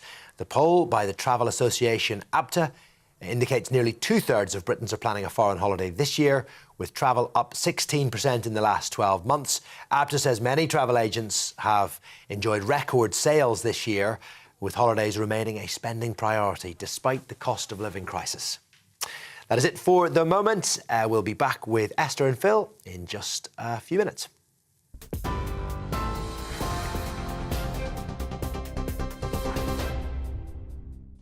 Thanks, Aaron, there. So, Suella Braverman is visiting Rwanda this weekend to reaffirm her commitment to the UK's controversial deportation policy. It's the Home Secretary's first visit to the African nation after her predecessor, Priti Patel, signed the agreement in April last year in a bid to deter illegal small boat crossings. Our Home and Security editor, Mark White, is in Rwanda with an update on the latest developments. The Home Secretary's arrival here in Kigali is a very public reaffirmation of the UK and the Rwandan government's determination to push ahead with the deal to send asylum seekers here. The plan is, of course, still stuck in the British courts, and there's no doubt the government here in Rwanda has been stung in recent months by the level of criticism it's received from human rights groups and refugee charities. Suella Braverman and her counterparts here insist that's a willful misrepresentation of what the country has to offer. It has already accepted asylum seekers and other immigrants from countries in Africa and the Middle East, who the government here in Kigali say are making good lives for themselves. Indeed, growing levels of immigration are a key part of Rwanda's economic growth plan, which includes a burgeoning tech sector. The government here is prepared, they say, to take many thousands of asylum seekers if required. But of course, any move in that direction will mean many millions more of UK taxpayers' money being channeled into the economy here. More accommodation, we're told, is in the pipeline. Asylum seekers will, the UK government asserts, have access to all the legal and other support services they'll need. But even the Rwanda plan's most ardent supporters acknowledge there are compromises. This isn't yet a fully developed economy. But as far as the UK government is concerned, it is a vital component to their migration plan. Without a third country willing to take asylum seekers, that plan is almost certain to fail. Mark White with the Home Secretary in the Rwandan capital, Kigali. That was Mark White in Rwanda. Lots and lots of views have been coming in. Esther, what have you got? I love this one here. Alison said about when we were speaking to the 16-year-old who's the youngest shopkeeper in the UK, said he's a very eloquent young man. Good luck to him and his business. Hard-working people, that's what we need in this country. She said, I was expecting a Dell boy, but I was pleasantly surprised. What a lovely bloke he was. Lots of views about the BBC and the licence fee. Most of them, I have to say, are against the licence fee. But Sean says, I love the BBC and the quality of dramas, nature, science, music, politics, sport, without Lineker, she put. Quality entertainment, radio, iPlayer, all for £2.12 a day, and I'm a pensioner. That's a bargain for great quality programming. But as you say, the vast majority were against it, as Anne says, which summed up for the feelings for most people. If the BBC was switched off tomorrow, most people wouldn't care. There's over 100 channels, but, you know, that's why we don't need this rip-off broadcasting channel to fund the BBC. Now, Nicola's got a halfway house. Have a referendum, he said, have a referendum. Nicola's got a halfway house. She said, huge amounts of money are spent on programmes such as Strictly Come Dancing, The Traitors, etc. But why are these deemed public service broadcasting? These types of shows are no different to similar shows on commercial TV. I'd be happy to pay a lower fee to keep what really is public service broadcasting for things like the World Service, local TV, radio, but not the light entertainment Roger stuff. wouldn't accept that when I said, is it too big? Has it lost its way? It's trying to do more and more output and with less and less quality. Keep those views coming in. Now, French police have faced fierce protests in Paris after Macron forced through pension reforms without a vote in Parliament. The change will raise the state pension age from 62 to 64. Joining us now is Paris-based freelance journalist David Chazan. So, David, I'm just trying to... Will you set the scene of what France is like at the moment? It is literally up in arms, isn't it? Trying to raise that pension age there, and the country has gone up in arms. Well, it certainly has. There's fires in the streets. There's mountains of rubbish piled up in Paris. And last night we saw clashes between protesters and police in several cities, Paris, Lyon, Rennes, Nantes, to name but a few. We also saw vandalism or even destruction of public property in Paris and Lyon, other places. And it looks like today there are going to be more demonstrations. Will there be more violence? Well, we'll probably know more this afternoon. And over the next week or so, we'll see whether the unions have actually got the stomach to continue the protests and the strikes, or will they die down? But this is certainly the most serious challenge to President Macron's authority since the Gilets jaunes, the yellow vest protests back in 2019. David, I just wondered, I mean, obviously there's all these riots on the street. Does that reflect public opinion in France, or is there a silent majority that aren't out on the streets who accept that as people have lived longer, the pension age needs to increase? Where's public opinion on this? Public opinion, according to the polls, is roughly 2/3 of French voters against this change in the pension age, and 1/3 either don't know or for it. You see, the French see this right to retire at an age when they're still young enough to enjoy their retirement as one of their rights.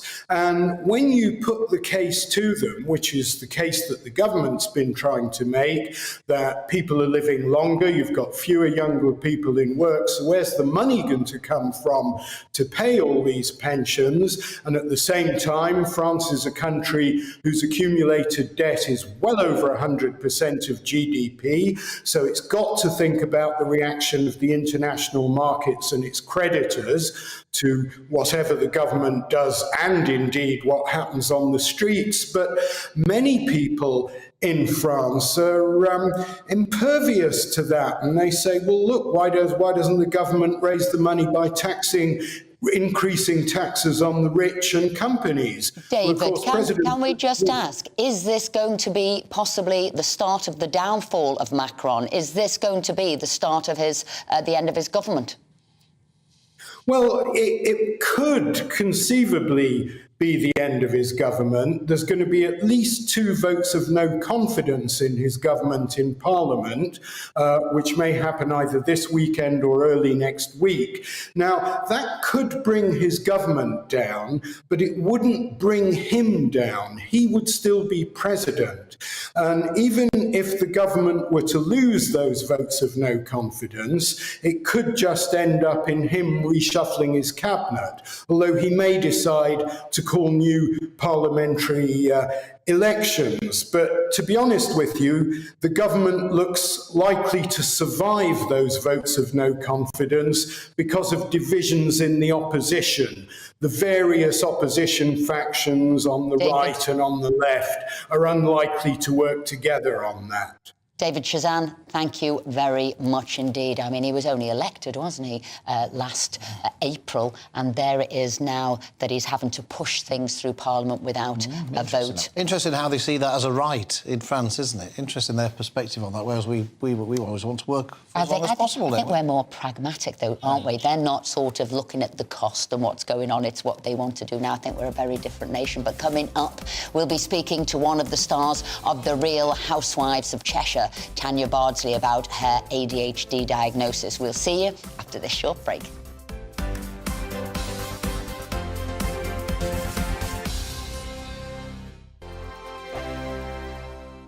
I joined GB News because I was sick and tired of not hearing my views being represented, not just mine, but so many people that I knew and spoke to. I just couldn't get my voice out there. I couldn't say anything. I couldn't do anything. Whatever the narrative was, I kind of had to follow it. GB News is there to provide a voice for those who have been ignored by the establishment media. We think different things, we've got a different style. GB News is here to be optimistic and positive about the future. It's real kind of dynamic and flowing, with the audience very much at the heart of it, like a big family. Here at GB News, we talk about the things that matter to you. Hearing the voices from right across our towns and cities, especially our towns. All sides of the argument represented with a heavy dose of opinion. We're on a mission here to make a difference. And the GB News family really is here for you, and whatever time of day you can watch or listen. Britain's watching. Britain's watching. We're proud to be GB News, The People's Channel, Britain's news channel. Westminster is going around in ever-decreasing circles, followed by the media. Britain is broken. How on earth did we get into this mess? But more importantly, how do we get out of it? Join me at 7 p.m, Mondays to Thursdays on Farage, here on GB News. We will have open, rational debate. We've got to work out how Britain moves forward from this. Join us here on GB News, the People's Channel. Britain is watching. You've probably seen politicians interviewed 1,000 times, but we do it differently. We find out who they really are, we don't shout, we chat, and hopefully we bring a bit of light, not just heat. Did you know Kate Moss? Apparently. Do you have a pair of jeans or a pair of jeans? No, of course I don't. What would I do with them? My friends are like, oh my God, what's she doing now? Join me every Sunday at 6 for Gloria Meets, only on GB News, the People's Channel, Britain's news channel. I'm Jacob Rees-Mogg, the Member of Parliament for North East Somerset and a former government minister. For years, I've walked the corridors of power in both Westminster and the City of London. I campaigned in the largest democratic vote in our island story. I know this country has so much to be proud of. We need to have the arguments, the discussions on how we make it better. The wisdom of the nation is in its people. Vox Populi, Vox Dei. That's why I'm joining the People's Channel. Join me Monday to Thursday at 8 p.m. on GB News, Britain's news channel. I'm Mark White. As GB News Home and Security Editor, I cover those key issues that are so important to you. Our authorities, our communities doing all they can to combat violent crime. With the public services under unbearable strain, why are we still failing to control our borders? Defence, the first priority of any government, has been continually hollowed out. Can we trust our politicians to protect the armed forces? Join me, Mark White, on GB News.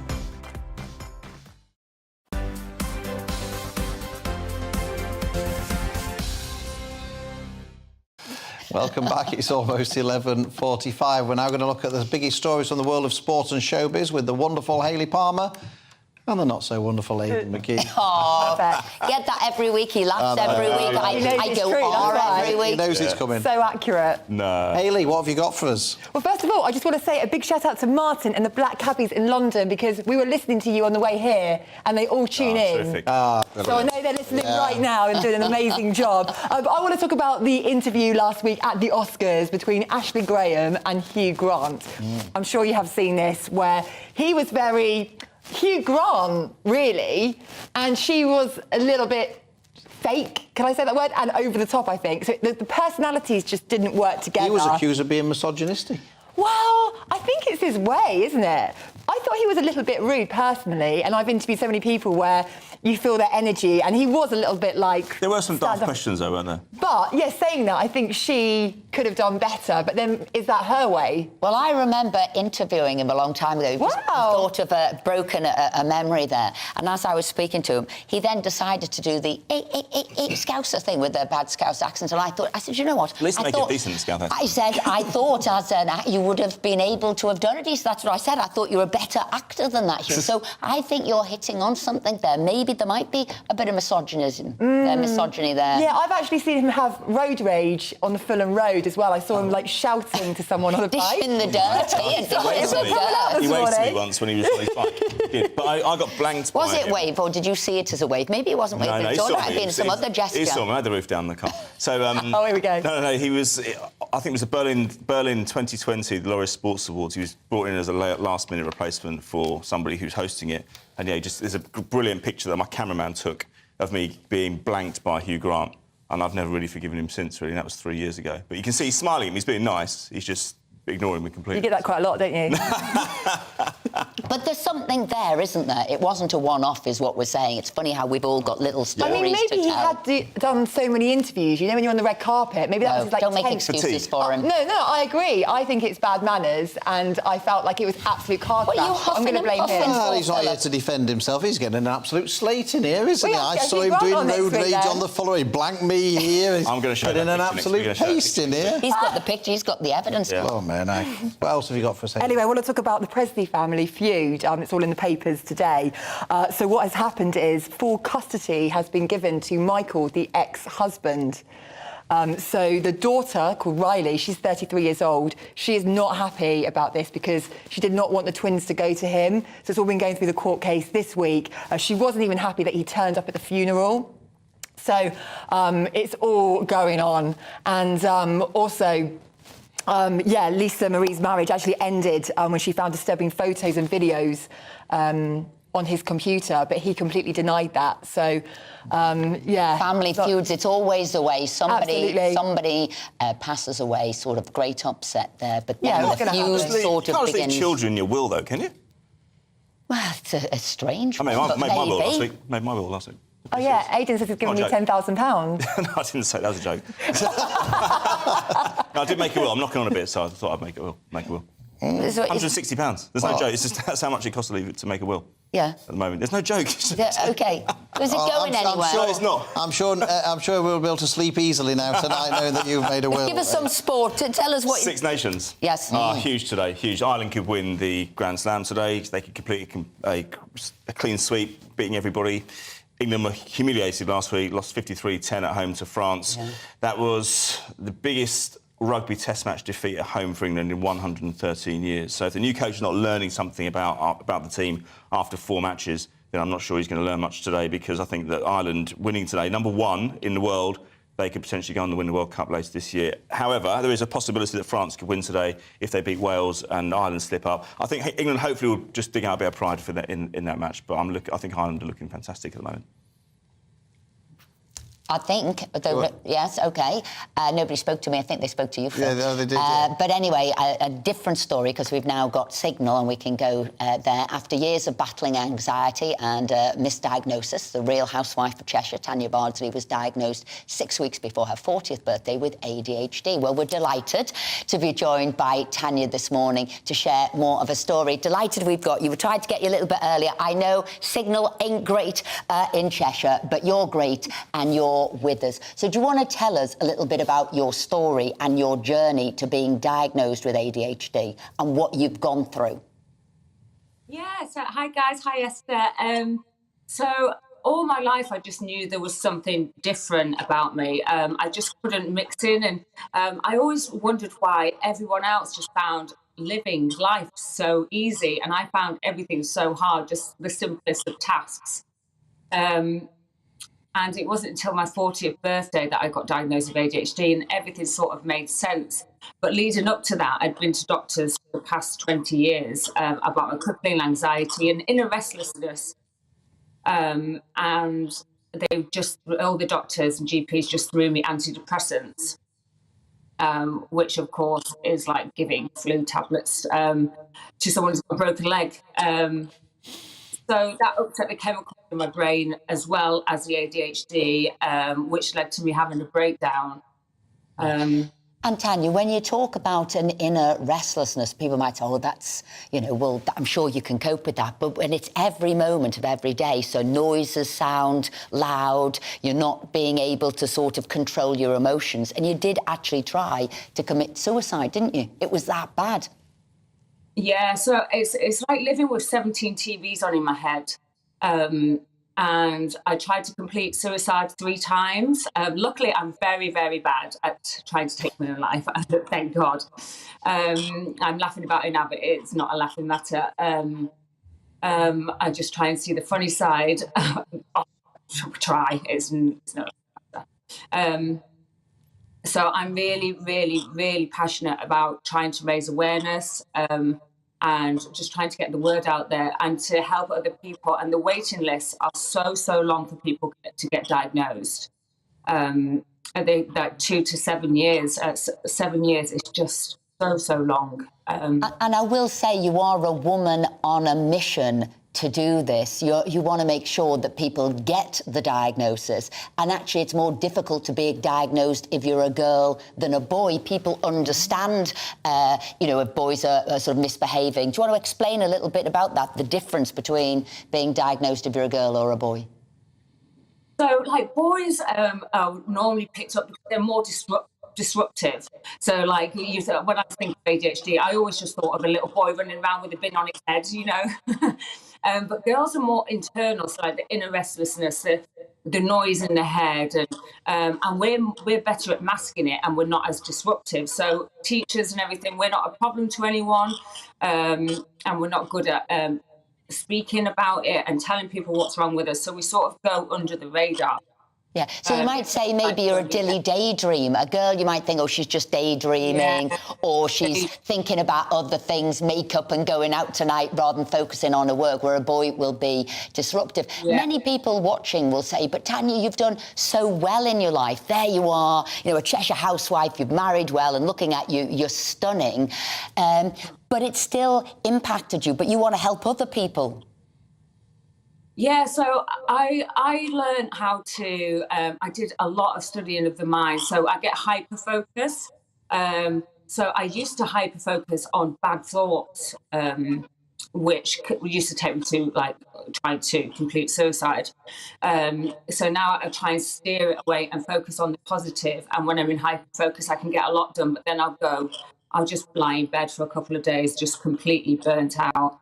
But the turning point in my life is just being diagnosed and just knowing about it and being aware about it. So I know when to rest. I know the tools to use.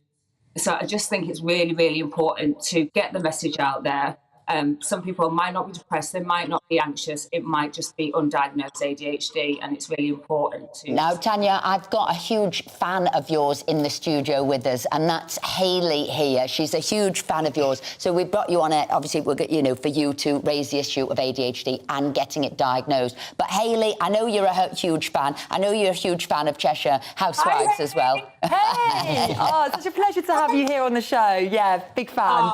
So thank you for being here. Thank you.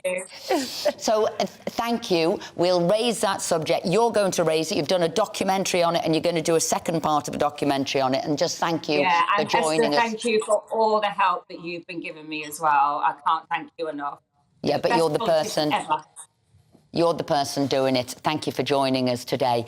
And I have to say, it is brave to come on shows, isn't it? Absolutely. To talk about what you've been through and the issues you've been through. But she wants other people to be diagnosed so they can have a much easier life than she has had. Yeah, absolutely, especially at 40 as well, because sometimes things don't get, diagnosed, do they? So for that to happen at that age, it's, it's good that she's coming out and making awareness, absolutely.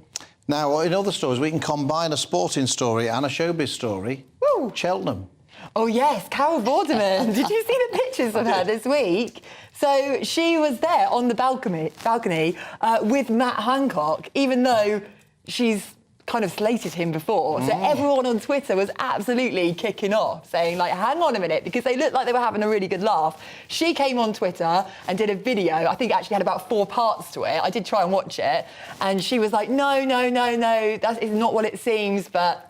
Is that a bit unfair, though? I mean, we have some sort of huge political rows with people in the House of Commons. We disagree with them fundamentally and all the rest of it.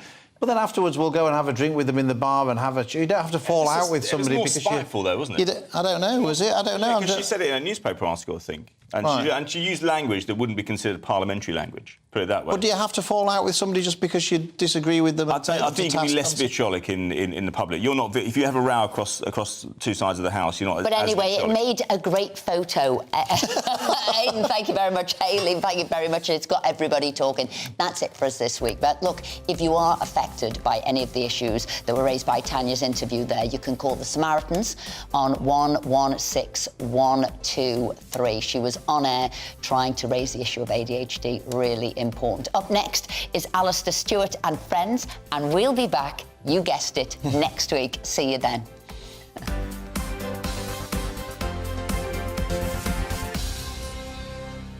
Monday to Thursday nights on GB News. At 6, it's Dubes & Co. 7 o'clock, Farage. At 8, join Jacob Rees-Mogg. And at 9, Dan Wootton Tonight, followed by Headliners. On TV, radio and online. This is GB News. First and foremost, I am a GB News fan, and I was before I was working here. Just love the fact that we're asking the questions that a lot of establishment media won't ask. With a bit of a twist, we not only want to inform you, but we want to keep you entertained. It's worth the drive because you get in and the team's already in